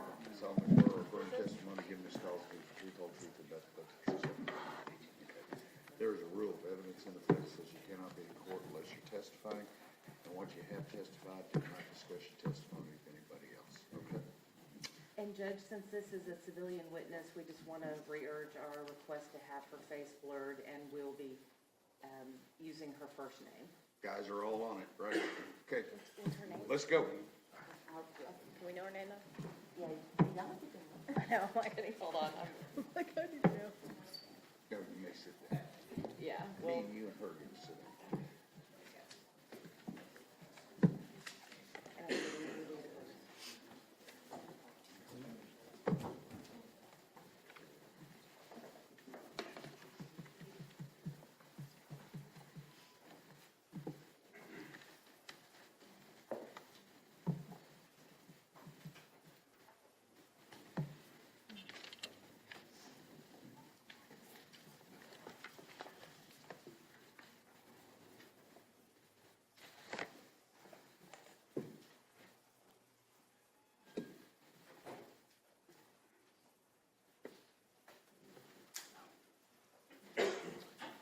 All right, everyone may be seated. We are ready to proceed. Ladies and gentlemen, this witness has been previously sworn to testify truthfully. Ms. Sanders? yes, Your Honor.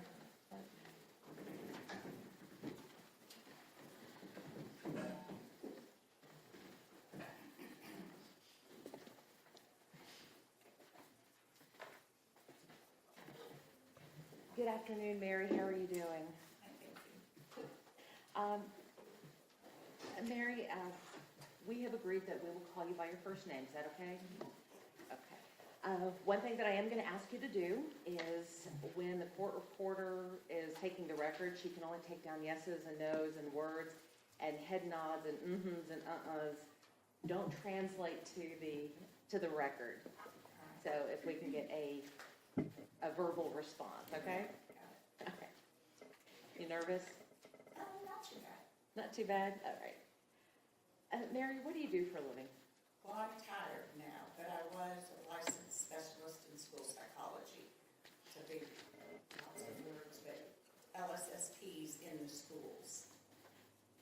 How long had you been an LSSP before retiring? 35 years.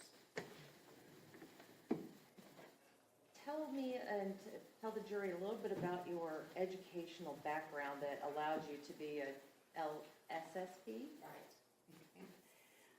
Well, I graduated from high school in 74. I went to college at Texas A&M University, which then was Southwest Texas A&M, so that's changed too.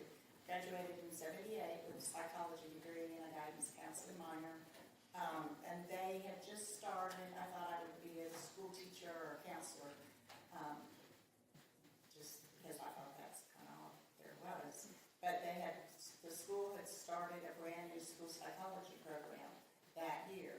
And so one of my professors told me about the program, and it sounded very interesting because I was very interested in the learning process in children. So I was able to start my master's in that program, finished it, and it was a 2-year program, but I went summers and a full year. So I graduated from there in 79, and then I got my first job as we were called psychological associates back in that day, that we did the same thing. And just to be clear, you are not here to offer any expert testimony, are you? No. Are you here just to talk about your personal interactions with Hannah Horner? Yes. After you graduated, where did you go to work? Well, I was in Houston the first 5 years of my career. Then I married and moved to Fort Worth. Then I was with ISD for 12 years. Then I went to Azle for 8 years, and I finished in HEB, Hurst-Euless Bedford ISD, the last 12 years. So I kind of hopped around a little bit. Now, during your time at Azle, did you come to know Tanner Horner? I evaluated Tanner. And during your time in the school districts at large, did you have to deal with students who had been diagnosed with Asperger's or autism? A lot in the last 12 years. Now, back in the Azle days or the school district before that, there wasn't a lot of high-functioning autism talked about or really identified at that time. Azle was a smaller school district. I'm sorry, I'm doing the wrong thing. You're fine, you're fine. So my memory of testing students on the spectrum, they were typically more severe students, more severe behaviors. Tanner was more unique because he... Judge, I'll object. If she's here to provide background information, but she's providing based on her expertise in this case as far as evaluation and testing, or just background information on Mr. Horner? Your Honor, because of her expertise and in her background, let's try this again. Because of her expertise, we will be asking her about the services that she provided for Mr. Horner. That's expert testimony based upon her training and experience and offering it as an expert in this case and her opinions as far as evaluating and testing him and anything else. She's not designated as an expert. I'll let her testify as to what services she provided, but she's not to render an opinion as to anything. No, Your Honor, she is not going to be rendering any opinions. However, what she will be testifying to is what her knowledge was in the service plans and the treatment plans based upon specific diagnoses. And that is not an expert opinion. That is what she has done. It would be no different from a doctor coming in and talking about their service plan. Still expert testimony, Your Honor. I'm going to let her do it. Go ahead. You said that when you first started with the schools, you didn't see a lot of high functioning. What do you mean by high functioning? Well, high-functioning autism, people typically that are on the spectrum and on that end of the spectrum have language. Whether it's functional, how functional it is or not is a big piece of it. They typically look like neurotypical people do, people that don't seem to have disabilities of any type. So you might not notice them or pick them out as looking different. When you first started back in Azle, did you have much experience with autism? We were always trained, every year you had to take a certain 20 hours a year at that time for professional development. So we would be trained, but I would not say I had an excessive amount of training in that particular disability. It was more global. Did you see a lot of autism when you were? In Azle? Yes. No. May I have a moment, Your Honor? Yes. My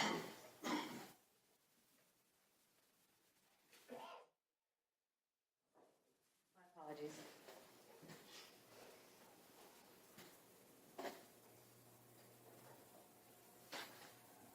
When you were working in the schools, would you review records in order to make a determination on what kind of treatment plan to have for a particular student?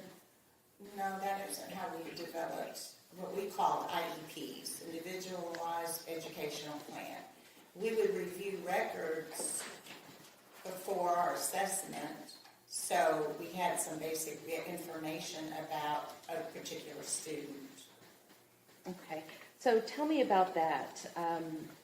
What type of records and what type of information would you look for to develop an IEP?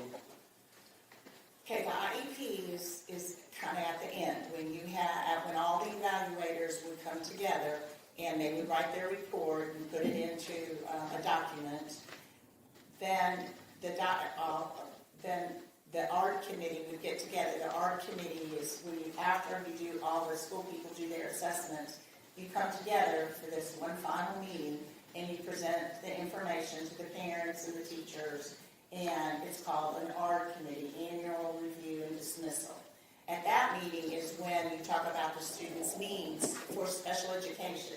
When you are evaluated in the school district, you are evaluated for special education services. So in theory, well, not in theory, factually, anybody who meets eligibility for special education services has a deficit in some area. It could be intellectual deficit, it could be a learning disability, it could be a behavior. Did I answer that? So in the art meeting, we then talk about the deficits that the student has and what were some of the accommodations and modifications we could provide in the school to help them improve whatever their deficit areas were. Okay.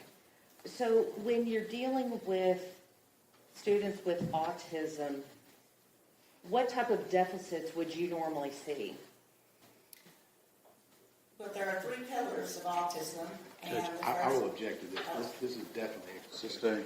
May I respond, Your Honor? No, ma'am, sustain.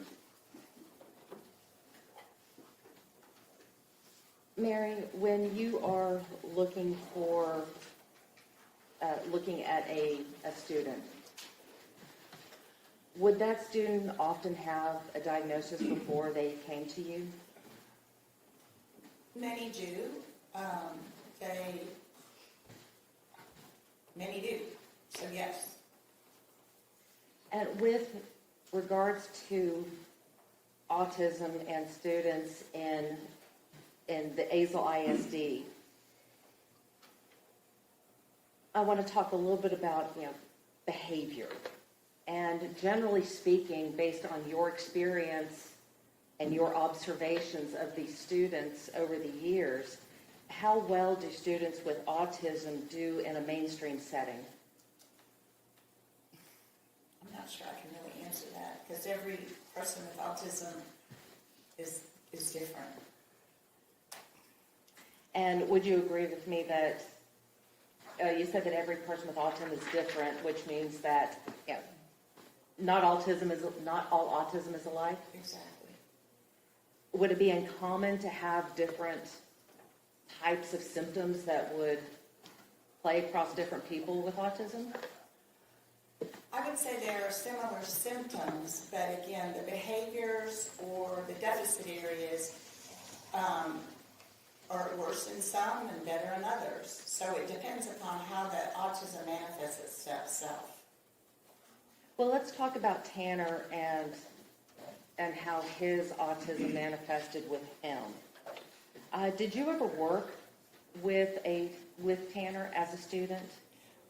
You do work with the student when you do an evaluation. You also... Well, I'll get there in just a Okay. second. You're fine. You're doing well. Which school were you working at the time you met Tanner? In ASL ISD, we would go to various schools, wherever the assessment need was. So I would go to the elementary school. I don't know if he was in elementary school when I first evaluated him or if he was in the junior high or even high school. I don't remember that. I'm not sure about the years. Well, what kinds of evaluations, or let me back up, what kind of services did ASL provide for Tanner? Now, I was able to review some of the ASL records, so I wouldn't have remembered this. So is that okay then? Yes. Okay. So I believe at the time, Tanner was in a classroom called a behavior improvement class. And I think he was in there about half of the day, and then he would go out to other classes, to the general education classes, so that he was getting a full education because he was bright. And when I say bright, he was able to be in regular classrooms intellectually. And so he would go out, and typically we would identify the strengths of the student and have those students go into those classrooms initially so they would be successful, so we could build on some successes. So he, as far as I can remember, he had that situation set up, but he also had, and that behavior improvement classroom was to provide a lot of structure for him, was also to provide the behavioral support he needed. So let's say if any student is in a general classroom and they start to have behavioral issues, hopefully that behavior improvement class teacher would assist the regular education classroom teacher. He also had, I don't know if he had, I didn't see anywhere in the records, he had speech and language services to address the pragmatic deficits, which tend to go along with, it goes along with students that have language, typically. But I did remember and saw in the records that he received in-home training, which was when a therapist went into his home and she took him out to the community to expose him to different social settings. And she was a speech and language therapist. So you had mentioned that these services that were provided to Tanner. Let's talk about how the school district would determine that the services were necessary. Was there an evaluation that was performed of Tanner in order to receive services? Yes, any evaluation for autism includes a speech and language therapist, an occupational therapist to look at sensory issues or motor skills even, a psychologist, a school psychologist, and or a licensed specialist in school psychology. There's a difference there. On a master's level, school psychologist. I'm not in the clinical realm at all. So that's why I'm using the LSSP term more so. Okay, you asked me who else would evaluate. Well, let's go to your evaluation first. Okay. So what kinds of evaluations would you give students? Autism? And we're Yes. speaking strictly about. Yes. Okay. So Tanner did have records when I became involved. He did have a report, an outside report that had, I believe, was his initial evaluation. I'm not 100% sure of that. It may not have been his initial.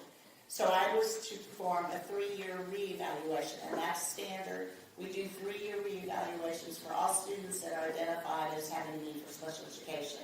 It's so in theory, like if a child has a learning disability, they get a 3-year reevaluation because the hope and the goal is that the student's disability would be put closer to his intellectual ability, so then he wouldn't have the need for special education services. And likewise, a student that might have a behavioral disorder or an emotional disorder, let's say their family provided, a lot of intensive therapy, and the student's emotions got better and they were no longer acting out. Now, autism is a little bit different because it's not really like autism goes away. So you would still have your basic team reevaluate, your speech pathologist, your occupational therapist, and your LSSP. Okay. So with regards to the evaluations that you gave, what did your evaluation look like? Okay, wait, don't talk over. We gotta have one at a time, okay? Go ahead, Ms. Anderson. You're doing fine, Mary. What did your evaluation look like? Typically, whatever records you have, you would review those first. So he came with a previous evaluation, and he was already in special education services. So we had some records based on the teacher reports, what his behavior had been like, what were continued concerns, and then we always contact a parent to see how things are going. So we look for more background information. We use what's already known, and then we go to the new teachers or present teachers and get information, not just from the one teacher, but from several teachers, so you know how the student is doing in the different environments. Because then, if there was trouble in certain environments, then we would want to look at why was there trouble in certain environments. So you try to get a good sampling, and then it involves observations. What do you mean by observations? Observing the student? In the classrooms. So we would actually go into the different classrooms and observe the student, see what their interactions were like, and add that to the report. Then, And I had one follow-up question with that. Was it just in the classrooms that you did the observations, or did you observe them in any other aspects? it is often a place where students are observed. Physical education, but it's a classroom, I guess. That's another, and outside, recess is a very big one where we like to observe students' interactions. Why is it important to observe interactions in the in the lunchroom or at recess? There's less structure, and the students can really relate in a more normal environment than like a typical peer would do. So you want to just see simple things like, do they have good motor skills? Are they running, with a good gait? Are they uncoordinated? Are they standing off by themselves? Or are they interacting with anybody? And if they do interact with somebody, what does that look like? Does it look friendly? I mean, you can't hear them. I mean, I'm not like, well, you're not right on top of them. But you want to get a sense of, is there some sense of cooperation or, I don't want to say friendship, because friendship is different, but some sense of the ability to be with others in a positive way. Did y'all have do any independent testing or anything like that? The actual testing, that the speech and language therapist always pulls a student and does an individual. Occupational therapy pulls and does an individual. The school psychologist typically pulls and does an individual. But that looks a little different with a student that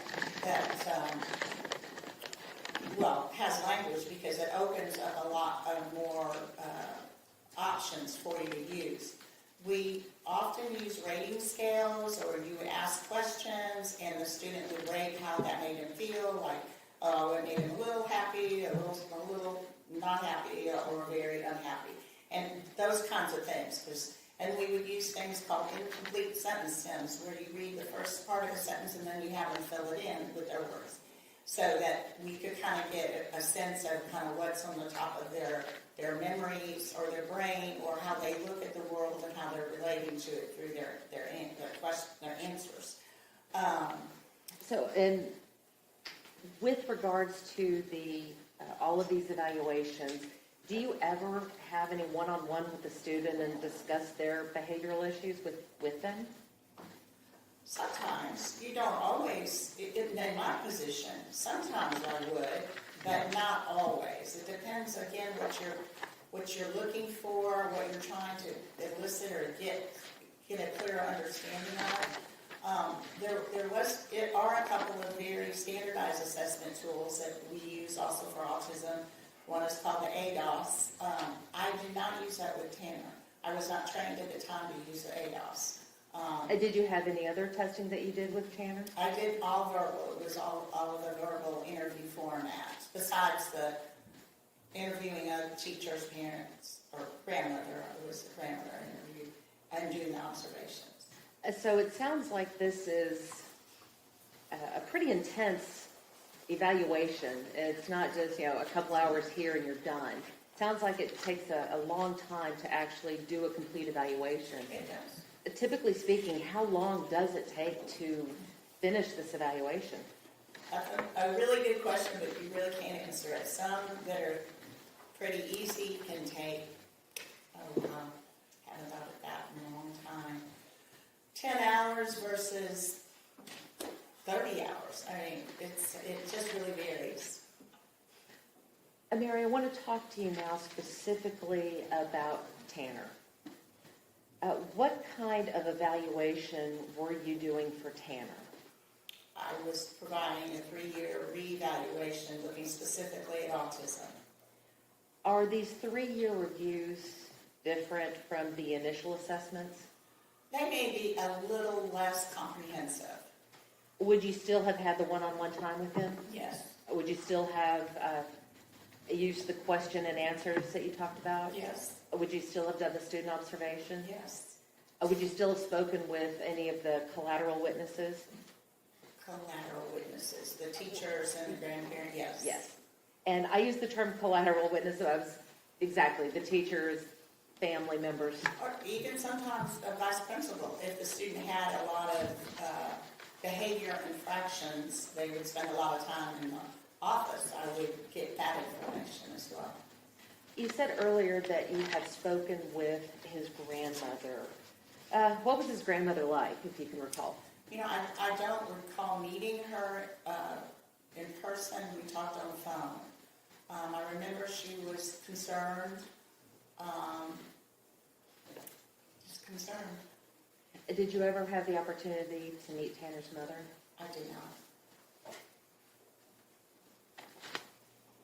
Were you able to determine at that point if there was any male role model in Tanner's life?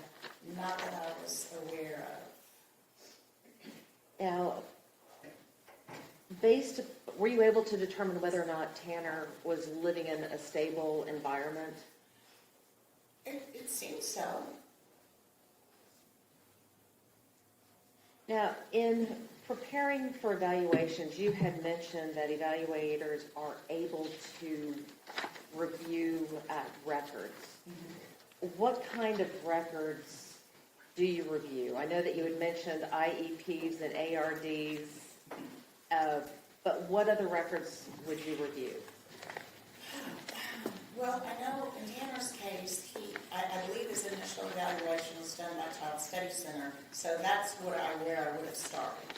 Okay. And then I would have looked at recent teacher reports and started from there.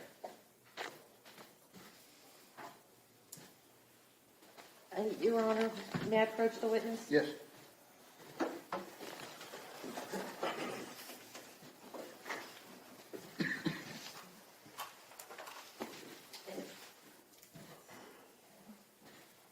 Mary, I'm going to hand you what has been admitted into evidence as defense exhibit number 69.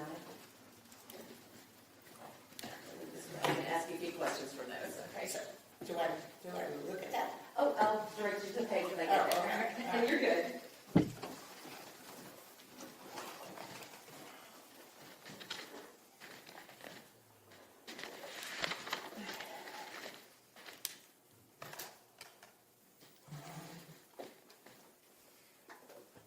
What I wanted to ask you was, based upon your evaluation, based upon your observations, based upon your interviews with the family members, speaking with the teachers, speaking with vice principals, and reviewing the records, did what you see in your evaluation, did that corroborate what you found in the records? Can you say that a different way? I don't know if I can, but I'm certainly going to try. Basically, what I'm asking is that you read the records, and the records said, showed that there was a diagnosis of autism. Based upon your evaluation, based upon your interview with everybody, did what you see lead you to believe anything else? No.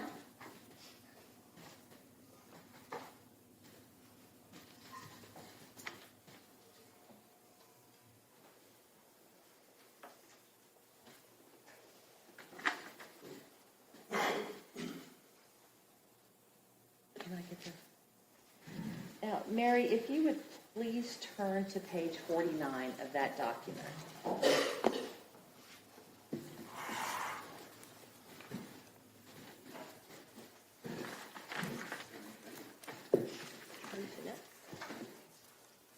And, Your Honor, for purposes of publication, we have blocked out all the names and any identifying information. The document that Mary is looking at is not redacted. Understood. Judge, do you mind, can I borrow the court's copy? Sure. Thank you. I just want to follow along. Hang on, let me find it for you.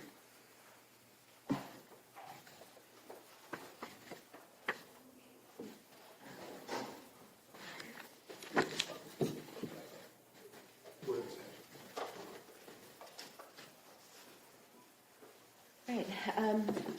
Mary, I want to direct you again to page 49 of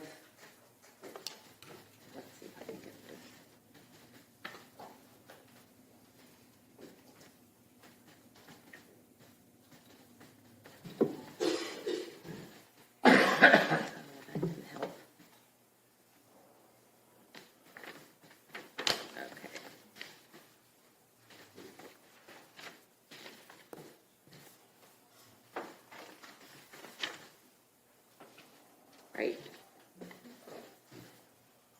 First of all, page 49. Please tell the jury what page 49 is. It's the summary page of an evaluation, What kind of evaluation? an autism, multidisciplinary autism assessment. And was this the 3-year review that you Yes, had done? this is the 3-year review. You said that it was multidisciplinary.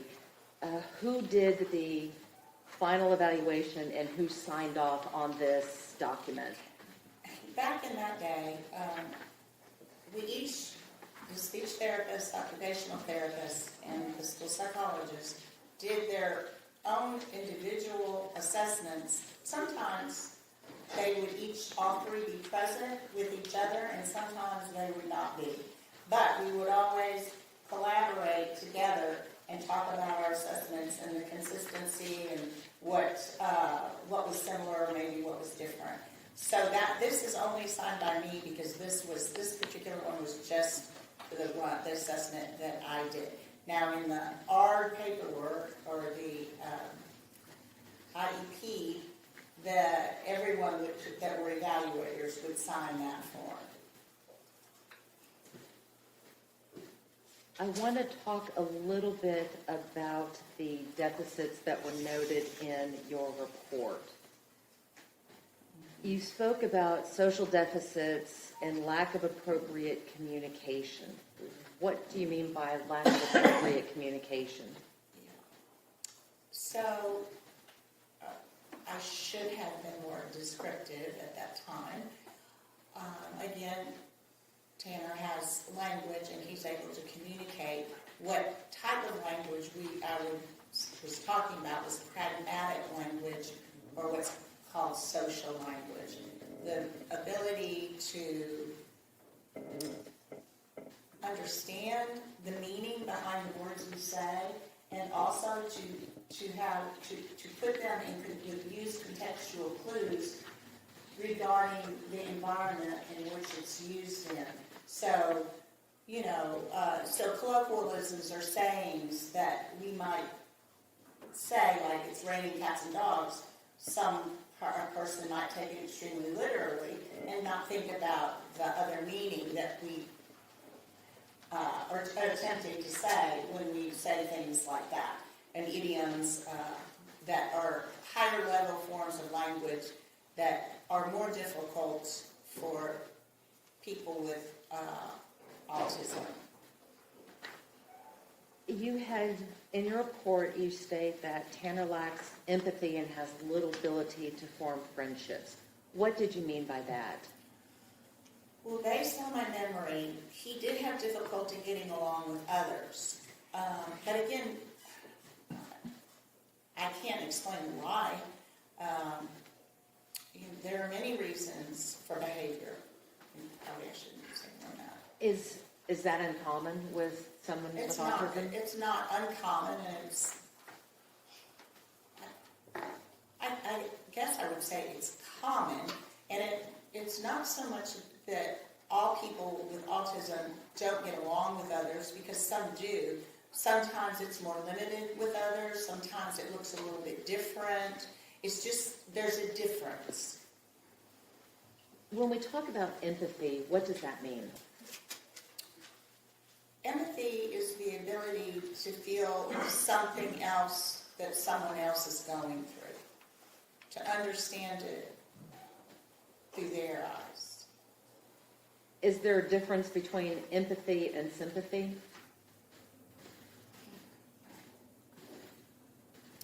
I believe there is a difference, yes. Sympathy is feeling sorry for, where empathy is feeling those feelings within yourself and understanding them on a more comprehensive level. So when you say that someone lacks empathy, what does that look like?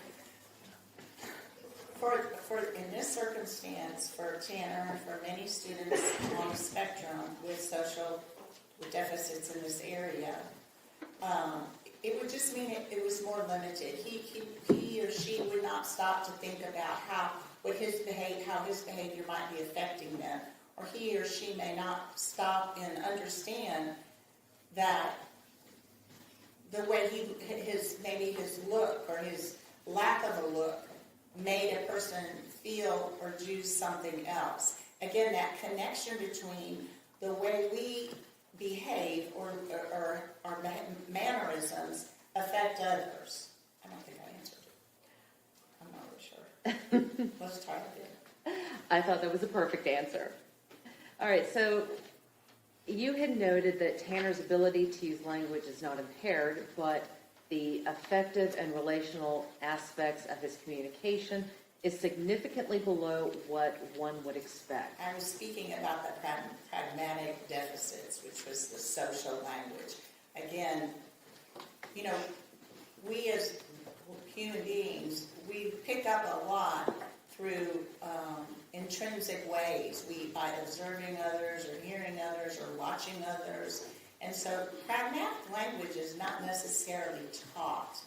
It is inferred and it is learned through, if you have an ability to socially relate or socially understand. So that's what I meant by it's more limited. We talk about poor eye contact.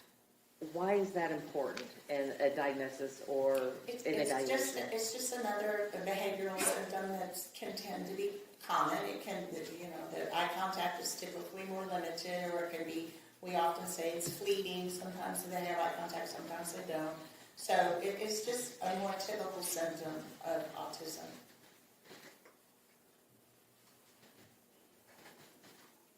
You had also noted that Tanner has possibly a sensory issue, especially in the area of his own personal hygiene needs. What did you mean by that? Well, I do remember that, and this is not uncommon for boys his age at the time, but his grandmother, I think, was concerned about he didn't really want to take showers, or he wasn't maybe using deodorant. I don't remember exactly, but again, that can happen to many young males that are learning about our body changing. Although, should I say a little more or not? Oh, go ahead. So he might have had an aversion to water. Many people on the spectrum have sensory issues. They don't like, things can be visually or auditorily difficult for them. The lighting, too much noise, sometimes water, sometimes getting a haircut, sometimes lots of different little things can cause sensory issues. And I don't remember anything besides the personal hygiene.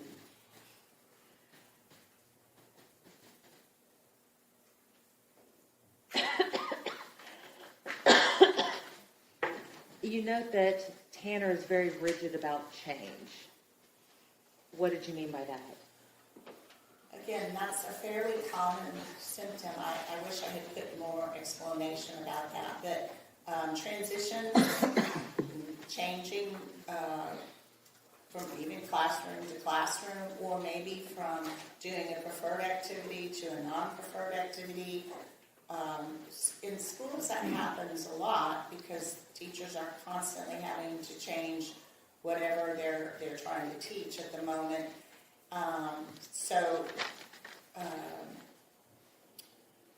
Many students on the spectrum have almost like a hyper focus for a short time, and if they're not ready to move on, they're not ready to move on. So you may encounter a little resistance in terms of, no, I'm not finished with that, and just not having cooperation in that sense. Now, with regard to the sensory issues, is it uncommon for people like Tanner to have sensory overloads? It's not uncommon. And did you ever see... Wait, Again, expert testimony continuing. Well, sensory overload, I sustain the objection.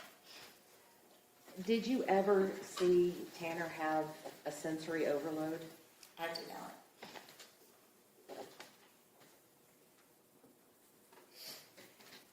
Now, based upon your evaluation,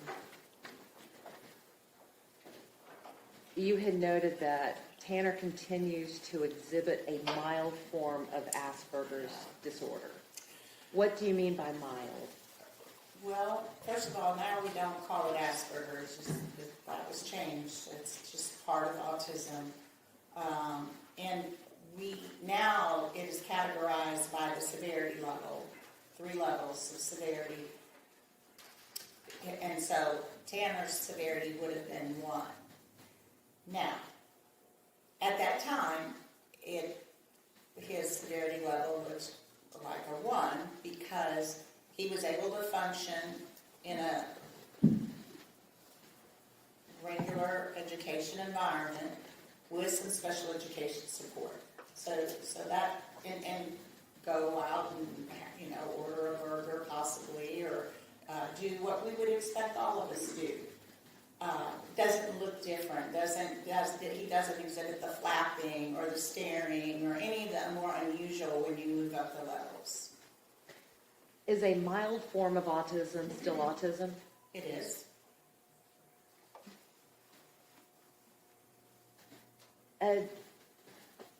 To your knowledge, do the school districts still use the terms mild, moderate, and No.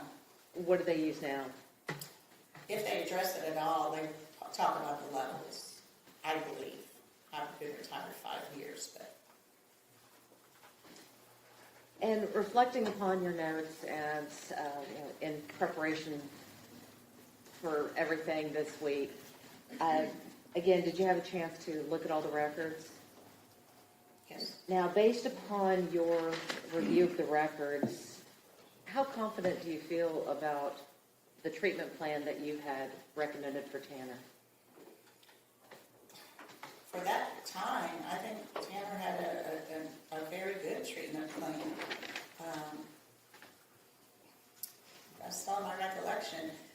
He was not someone I heard of a lot, or maybe not often at all. In a smaller district like that, being in my position, I would hear of students that were struggling more. So, not that doesn't mean he didn't struggle, but he was in an environment where you expect there would be some struggling, and it was to be dealt with on that level.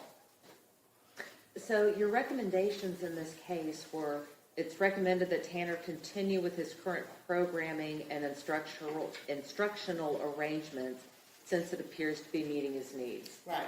Do you know if that continued? I can't say for a fact that it did. I don't know what happened in high school. And you also had noted that you felt that Tanner would benefit from ongoing training of adaptive social skills and problem-solving strategies for peer interactions. Why did you make that recommendation? Because he had a lot of difficulty getting along with other students, other peers. He was better with adults, although there was some argumentativeness. But again, that was more in the classroom when he was dealing with probably doing things he didn't really want to do. Did you ever see him get aggressive? I did not ever see that, no. Was it ever noted in any of the documents that you reviewed from the school district that he ever became aggressive? Well, I did notice that one of his goals was to decrease temper tantrums. Trying to think.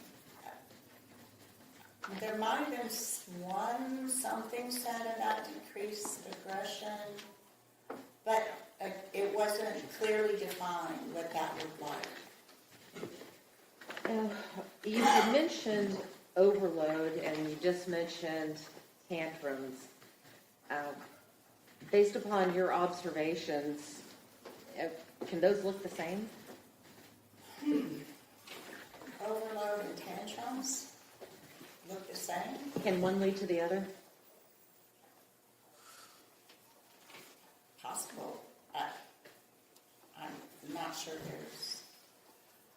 I think probably every person with autism handles it in their own unique ways. Again, one size doesn't fit all with autism, One does size it? does not fit all. One of the things that was also recommended was psychological assessment, looking at the emotional deficits. why would you recommend a psychological assessment? Good question. I wondered that too, but then I remember that I probably wanted more information about him emotionally. I knew there were struggles emotionally, but I didn't really understand the why. Do you recall why you would have recommended that he be under the care of a psychiatrist? Well, for medication management, because that typically, I mean, you can get it from a regular medical doctor, but many medical doctors are not comfortable prescribing medications for children and or to students on the autism spectrum. So that's why I felt like a psychiatrist would have been a better caregiver. Now, Mary, I want to turn your attention to Azle ISD specifically. At the time when you were there, did Azle ISD have a lot of students diagnosed with Asperger's or autism? I would say not a lot. So what does that tell you about Tanner's symptoms if Azle ISD had noted the autism diagnosis in the records? Judge, I'll take that to call for an expert opinion from her. As a person working in the school, when you see an autism diagnosis, what does that mean to you? Judge, I'll still object. That's going to call for her expertise to be able to define what that is. I'll let her answer that question. Okay, repeat the question, please. Working in the school, knowing that Azle ISD did not have a lot of students who were diagnosed with Asperger's or autism, what did it mean to you when you saw that diagnosis in the records that you were reviewing? I don't know what it meant to me. It just meant that we had a student that had significant deficits in several areas. Did Azle ISD have specific special education classes? Yes, that would be, well, yes. And were there any special education accommodations that Tanner received while in Azle? I'm sure there were, but I don't have that in the records and I don't remember it. Okay. Now, you had mentioned something earlier about in-home training. Right, To your recollection, did Tanner receive in-home training? he did. You also had mentioned, and I think I have this right, the behavioral classroom? Behavior, we call it then, we call something different, behavior improvement class. Is that what they refer to as BIC? Yes. Okay. What is BIC? Well, What does that look like? Sorry, it is a more restricted environment for a student. Special education provides a range of services. We start with the least restrictive environment. So a student, say, that has a learning disability, they only need assistance in the area of learning. So they may go to what it was called, it may be different now, the resource room teacher. And she would provide additional, help. So then the continuum of services increased all the way up to a self-contained classroom, which is where a student would stay in that classroom all the time.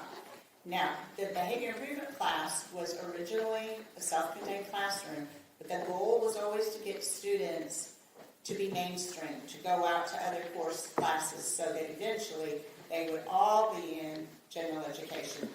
If their program was successful, they would all be in the general education classrooms. So how does a student who was in BIC transition to a general education classroom? By appropriate behaviors and based on their IEP goals.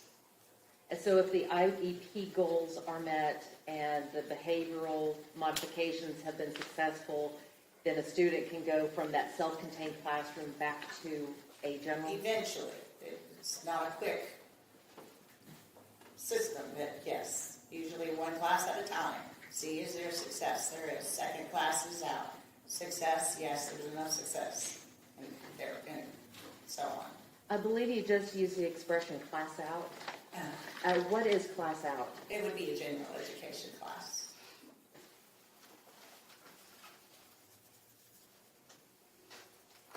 Did, to your recollection, did Tanner receive an escort to and from classes? Or to and from the bus? I don't remember that.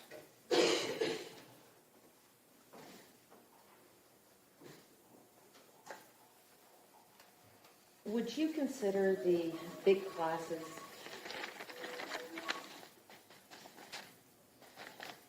Was it me this time? It was the defense, it's the state's turn this time.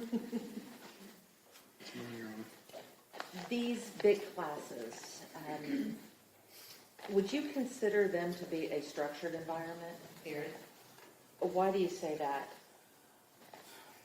Well, it was a much smaller student-teacher ratio, maybe, let's just say 10 students versus 20 or so in a general education classroom. This is many years ago, of course. Now we have many more students in classes typically. Sorry, I keep saying that. So each student has their own IEP, so that teacher has to be very structured as to make sure that each of those, their students is getting the type of accommodations and recommendations that he or she needed to provide for each of those students, and it'd be pretty timely also, and there should have been positive reinforcement for appropriate behaviors, and usually a loss of points or loss of privileges if there was a significant negative behavior. Now, based on your observations of the big classrooms, did the students with autism tend to do better with the structured environment? I can't answer that because I don't remember, but again, there wasn't a lot of students identified with high-functioning autism that I remember. Do you recall if Tanner did better in that structured environment? Well, just based on what the records say and then that 3-year reevaluation, it seemed to be providing him some positive regard in school. One moment, Your Honor. Yes, ma'am.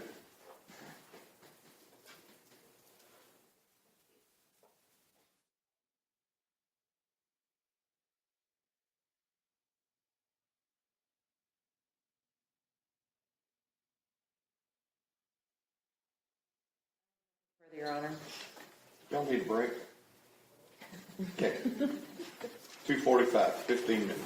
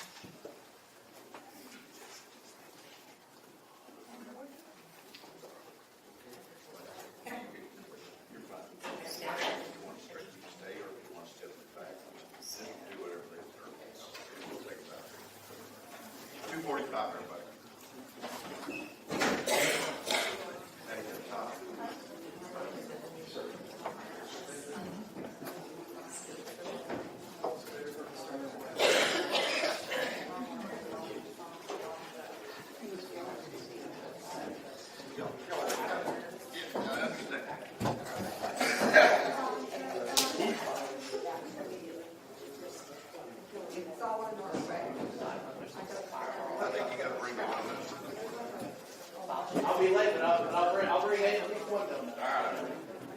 Oh, you got it, yeah, we got it done at the teacher.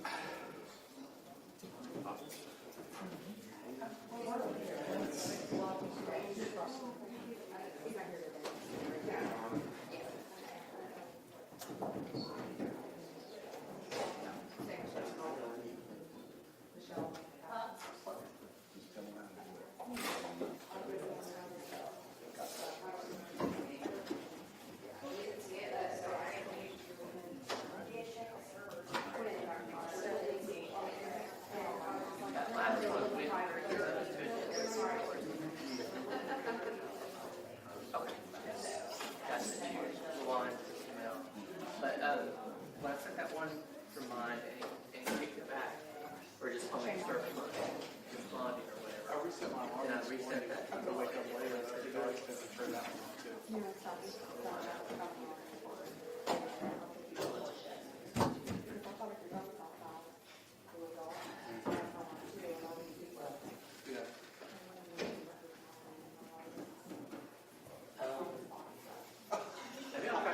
link out, just to make copy that link into a separate email. Well, you know, normally I turn on my ringer, like, I'm not turning the phone down, normally, this is my alarm to go off. You and Lisa on the it's to do with that Steve Melton thing. So I put one on the email so y'all would know. Did you check Steve Goldberg's email? Or looking for something from a line? So I just. You would answer her.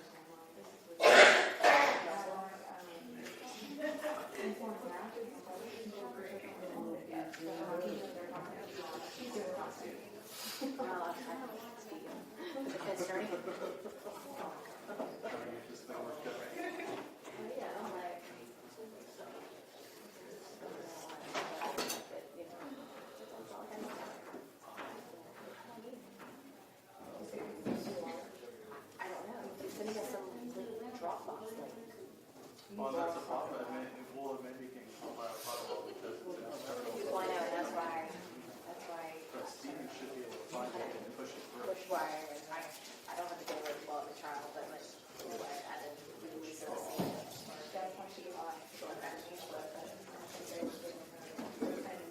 Because Steve sent us an email saying, I have not seen anything through delivered to you guys from his email address. It's like we do from the ones, not from her. So well, yeah, that's why I just sent that to you. I sent it to you and Lisa. Yeah, you were the one texting me, so I just put the help in you. Yeah. So she starts texting you and asking questions, that's what that's about. And that's why I put her on there, is because I think it needs Steve Melton to check a different email address to see if something got stuck for us. The parole is easy, you should be able to see anything that comes through, he doesn't have to know specific service. Well, Steve, he's normally got the control, but I know that they've been working on their actual for dispatch too.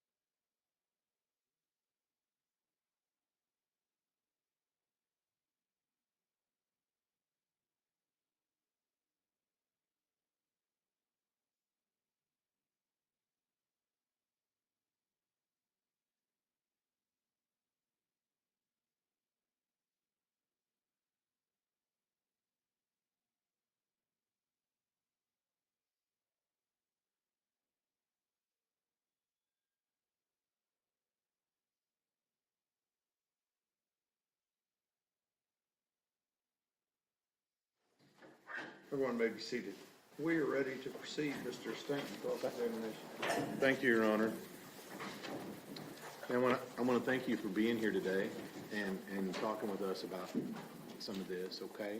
I'm going to try to keep it pretty brief here. Let me ask you, your extent of your contact with the defendant, Mr. Horner here, is that just to do the evaluation, or did you have other contact with him during that time? Typically, a school psychologist would just go in for an evaluation. Well, I shouldn't say typically. Every district is different. In this circumstance, I would go in for the evaluation, do all the pieces, write up the report, go to the art meeting, and that would be the end of it. Unless there was more reasons brought to my attention that I needed to be involved, and that did not happen in Tanner's case. So you saw him essentially just the one time? Little snapshot. When you say one time, I mean, I did the observations. I mean, it was within a small time frame compared to, a whole school year or anything like that. Yes, ma'am. Let me clarify with that. You saw him which you needed to see him to do this 3-year reevaluation. Exactly. That's correct? Correct. Okay. And that had several parts, and we've talked about that. Right. Okay. And you said that after that, you did all the report, and we've looked at this up here. So as a result of that, the first thing on here is it says he has a mild form of Asperger's disorder, okay? And you said even under current standards, that would be like you say level 1? Is that what you said? I believe it would be level 1. So still mild? Compared to the continuum, yes. Right, okay. I mean, and we understand it's a spectrum, but on the far end of one end of the spectrum, correct? Correct. Okay. And so in the school, we talked about a lot of these records. Now, truthfully, ma'am, you didn't actually write up all these records, right? Absolutely. No. Okay. And you looked at these, but these are not actually your specific records. That's true. But you felt comfortable enough to be here to talk about some of the things that went on with the school and with Tanner based upon your interaction with him. Is that right? In my recollection. Okay. And so in this case here, and even though you just had that and had that interaction with him, your words earlier were that he was bright. Now, I think that's what you said, right? I tried to change it a bit. Bright enough to function in a general education classroom. Okay. I don't remember what his IQ was and just any of that. It was sufficient, so I misused the word bright. Okay. And that's fine. But your definition was, when you used that term, was that he was able to be in a normal classroom. A general education classroom. Okay, I'm going to try to use the terms, okay? So he was able to be in a general education classroom. Yes, sir. Okay. I said normal. That's fine. I understand. And so as part of that, you said he still needed some support from the school, correct? And that, to your recollection, he got that support from the school. Once he was in special education, yes. Right. And then up and through when you did your 3-year review, he maintained that. As far as I remember, yes. But still in a general education classroom. I don't remember that part. I don't know how much special education he was still involved in. It could have continued all the way through high school. I don't have any memory of that, or that wasn't addressed in any of the records. Okay. That, at least that I saw. But based on what you're saying here, it wouldn't surprise you if he graduated high school normally. Well, it wouldn't surprise me when you say normally. You can still graduate from high school and you have a lot of special education support. But I don't know what that looked like. You're right. Yes. Now, during this time, it's my understanding that you had some contact with his grandmother. Is that right? That's right. And at that point in time, was that your point of contact for him? It was with the family. It was. I understood. You want me to? No, go ahead. That his mother was in and out of his life, and that did cause him a lot of the grandmother felt like that was a big trigger for his emotions. And so, as a result of this and what you did not get re-involved with Tanner Horner at any time after you did this. No, And I think you said that he was, and I'm gonna use one of my terms here, is he really wasn't on your radar in the school. that's true. Okay, because you said there were some kids that you would, I think you said you would hear about. Right, but in the office, when the other evaluators or other special education personnel would say, oh, you need to check on so-and-so, or this teacher might need you to talk with them, it would be that kind of a thing. Right. He wasn't on that. Not that I recall. And so we worked through this. You talked about some of the records here. Do you remember in here, you said he was getting behavior improvement? The class? Yes, he was getting some form of behavior improvement training. They were supposed to be providing social skills supports and training in the behavior improvement classroom. That's part of the program. Okay. And to your knowledge, based on this, was he receiving those services? Based on the program's standards, that's what should have been happening. All right. And then you also said he had additional services outside the home, The in-home training, in addition to whatever he got in school. correct. And I think you said you didn't remember the details of it, you just remember that he got it. And that I saw the summaries that the provider had written up about how some of the sessions had gone. Okay. All right. And so, all right.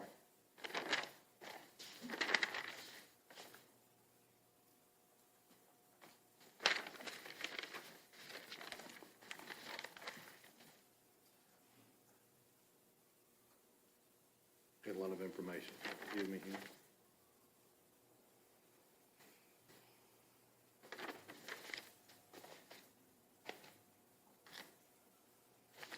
And when you looked at these records, did you note in here that some of the training and information and things he was getting were providing positive improvement for him with regard to his behavior?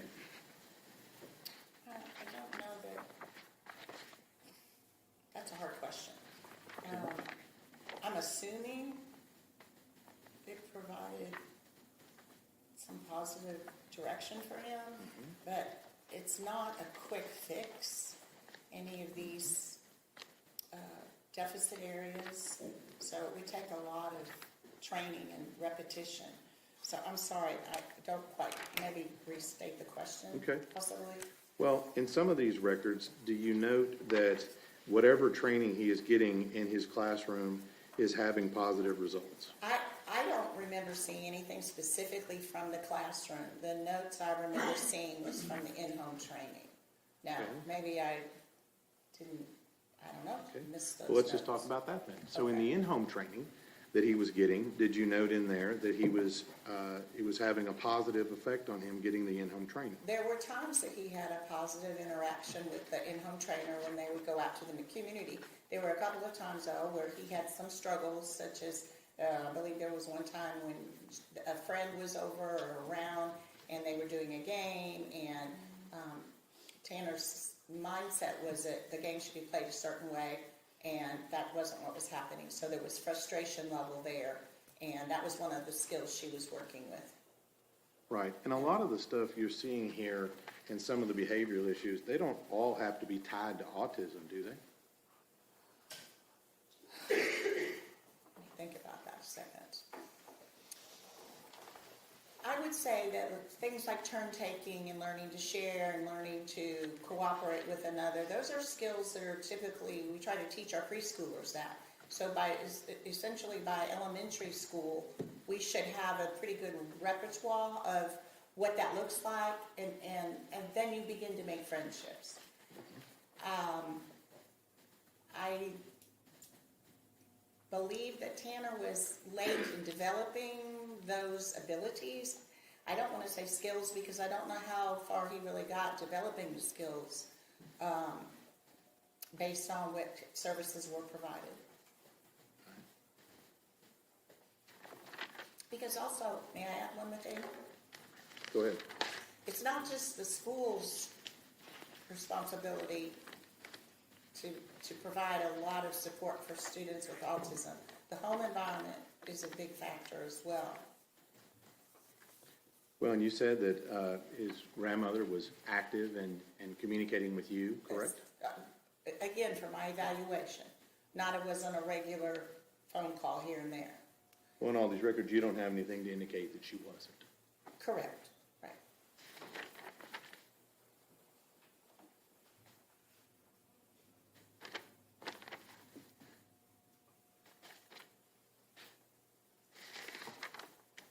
Last thing I'm going to talk to you is you talked a little bit about lack of empathy, right? Yes. And lack of empathy doesn't always exist in individuals with autism, does it? It looks different. They do. Many people with autism have empathy, but it may look different. So it's not really an all or nothing. It's more of a some do, some don't. But there's other things that could cause that. Personality disorders, oppositional defiant disorder. There's other things that would cause some form of lack of empathy, right? Well, I didn't have knowledge that those were factors that I would need to consider or look at the time. Okay, but you'll agree with me, there's other conditions besides autism that could cause that. Can cause trouble with Lack of empathy, lack of if it empathy. exists. I agree.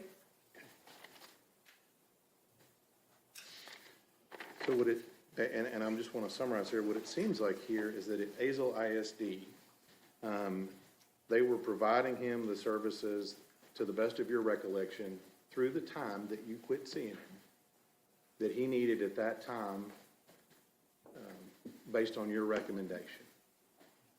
Not based on my recommendation, based on that's the law. And they, for him to continue to receive those services, he had to have a need. So there was obviously still a need, so he was still receiving services to some degree. What degree that was, I can't talk about that because I don't know. But at this point in time, he had you doing an evaluation in your capacity. Mm-hmm. He had a speech therapist Should have, working with him. yeah, He had a special classroom working to help him. yes, He had in-home stuff also working to help him. right. And I think you said there was another possible professional in there besides the ones I listed? Well, I mentioned an occupational therapist, but I don't, there's nothing about that in the records, but that's one of the standard assessments typically. It sounds like to me that he had a whole team working for him in school. Is that right? I believe he did. That's witness, Sean. Redirect, and you may redirect. Thank you, Your Honor. Mary, I just wanted to clarify a few things. When you talk about the evaluation that a school district does for a student, is that a 20-minute check the box and go, or is it an extensive evaluation? Well, every evaluation is different depending upon what you need to provide the data necessary to meet the criterion for the disorder or the disability. So, some are quicker than others. Autism is not typically a quick, easy evaluation. Well, when you do an evaluation for autism, what is it that you're looking for? You're looking for deficits in 3 areas. And what are those 3 areas? First areas, Judge, I'll object. She's again providing expert testimony. She's not been designated as an expert to provide that testimony. All right, objection's overruled, and you have a running objection. Go ahead. You talked about the 3 areas. I What can were those answer. areas? language, social relating and emotional responses, and then sensory and specialized interests. What is it about those specific areas that, Why is it important to look for deficits in those areas?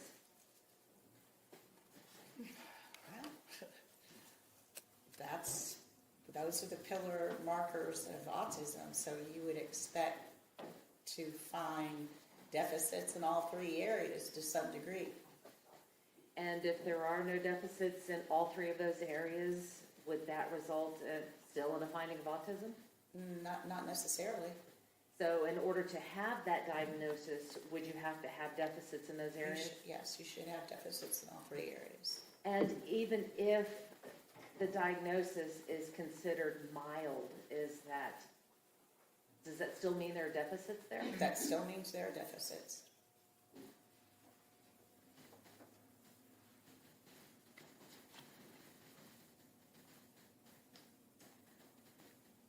When we talk about students with autism, what type of symptoms would you expect to see in those students?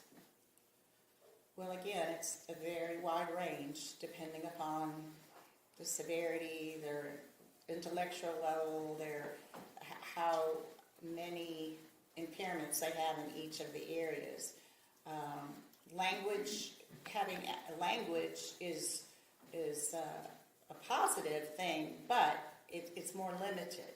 So you might not see as much with that in the language area to the untrained eye, and even the trained eye may have to provide special assessment tools to really get an assessment of how big the deficit is. And that's why I talk about pragmatic language.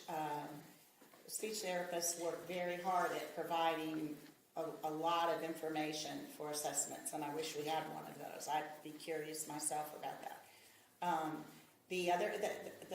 The social relating piece and emotional response was obviously a big one for Tanner, because I think the behavior disruption was probably one of the reasons he was initially evaluated back at his very first evaluation. And I don't think he was initially identified until he was about 9.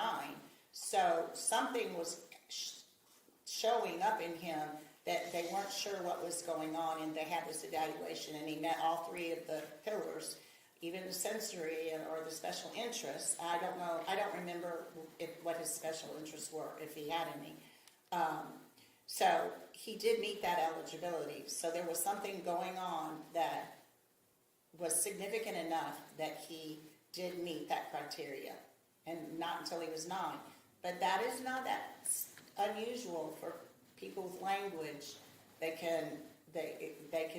behaviors can be misunderstood, and it can look like oppositional defiance, but maybe there's something driving that behavior.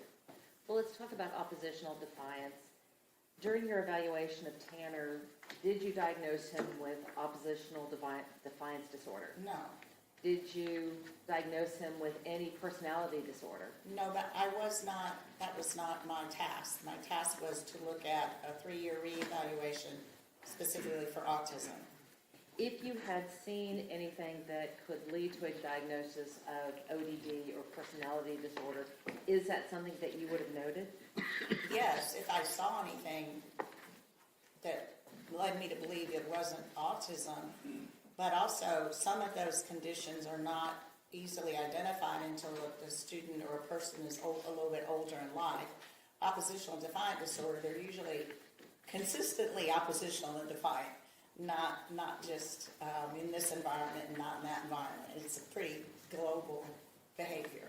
So if someone has oppositional defiance disorder, you would tend to see it would be a common occurrence. It would be very common, I believe. I'm not an expert in that disorder. Okay. Then I won't ask you any other questions on ODD. Okay. But you had talked previously about sensory overload. Yeah. Explain to the jury what a sensory overload is.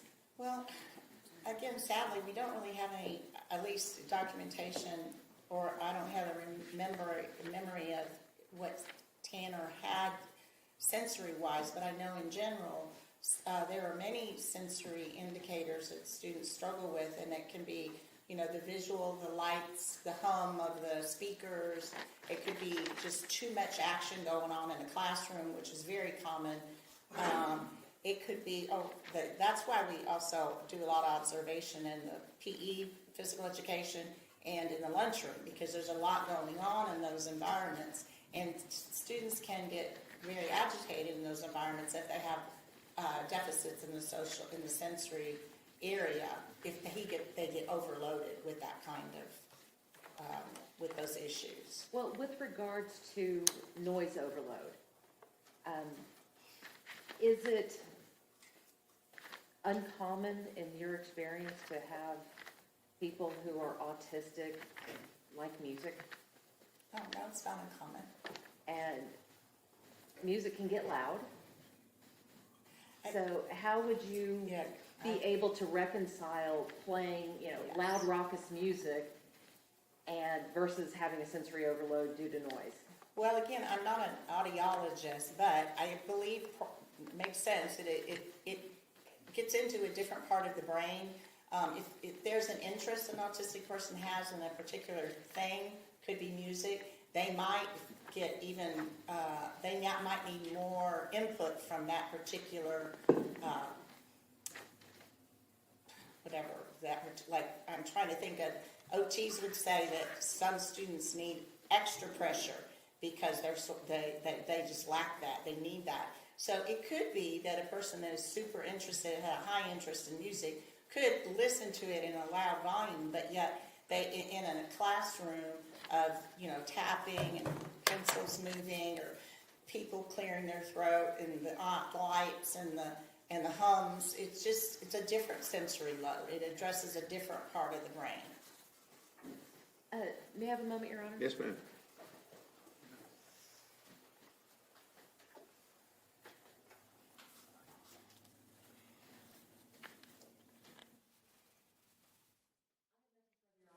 Mr. State. And we talked just a little bit about sensory overload here. You're not saying that you didn't test Tanner for that. You don't know anything about if he's affected by that. Right, and that's typically the occupational therapist who looks at sensory issues. And that, you said, it could be things you said within a classroom and things of that nature. Could be in a classroom, could be in the lunchroom, PE room, and the art room. It could be at many places. And you said that's a sensory problem, right? It could be. And he said everything from tapping to noise, maybe someone screaming. Well, someone screaming, you would think would be a little. You would think would create some form of sensory issue. I don't know that I can answer that. I was thinking, focusing on educationally, what would be some sensory issues that would impair him. And the last thing I'm going to ask you about, in the first couple of pages, you've got your records there in front of you, right? Yes. And even as, I'm going to turn you to page, I think it's the fourth page in here. Back in 2002, there's a note even as far back as 2002 where it says behavior reported by parents. You see that on there? Page 4? Yeah, the fourth page, and I think what you have. It's a checklist. Yeah, it looks like this. 10-2-02, behavior assessment intervention plan. Oh, yes, I see it. And it says here, behaviors back in 2002 reported by parents, quick to anger, is that right? Yes. And then also reported by school staff, quick Quick to anger. Yeah, I see that. And then as we flip through these pages, you'll agree with me after your review, there's several indications where that Tanner has indicated even as far back as 2002 that he's got anger issues. Correct. Pass a witness, Your Honor. Ms. Anderson. Is it uncommon for people with autism to be quick to anger? Again, every person with autism is different, but I would say it's not uncommon. Nothing further, Your Honor. Mr. State. Nothing further, Your Honor. May this witness be excused? It's fine No with the state. objections. Thanks, ma'am. Leave those there.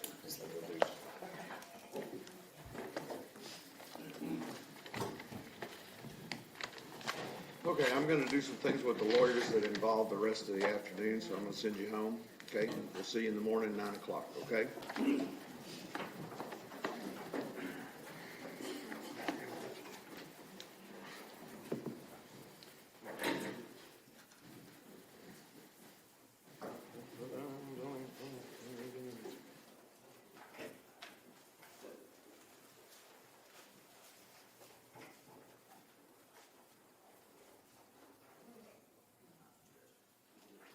Yeah, we're done. Okay. We're done, everybody, thank you. And Judge, we do need to put something on the Oh, record, go ahead. though. We just wanted to note for the record that for the last several days, I believe beginning this week, there have been protesters outside the courtroom, or outside, I'm sorry, the courthouse, holding signs that say execute Tanner Horner. And jurors are coming in. We don't know if they've been exposed to this. There have been posts all over Facebook with pictures of this person. I know people are not supposed to be looking at the news, but I don't know what can be done. I think we need additional admonitions to the jurors about social media and things of that nature, because it has been posted and reposted. I have noticed that Facebook has been taking some of it down, but it's going up.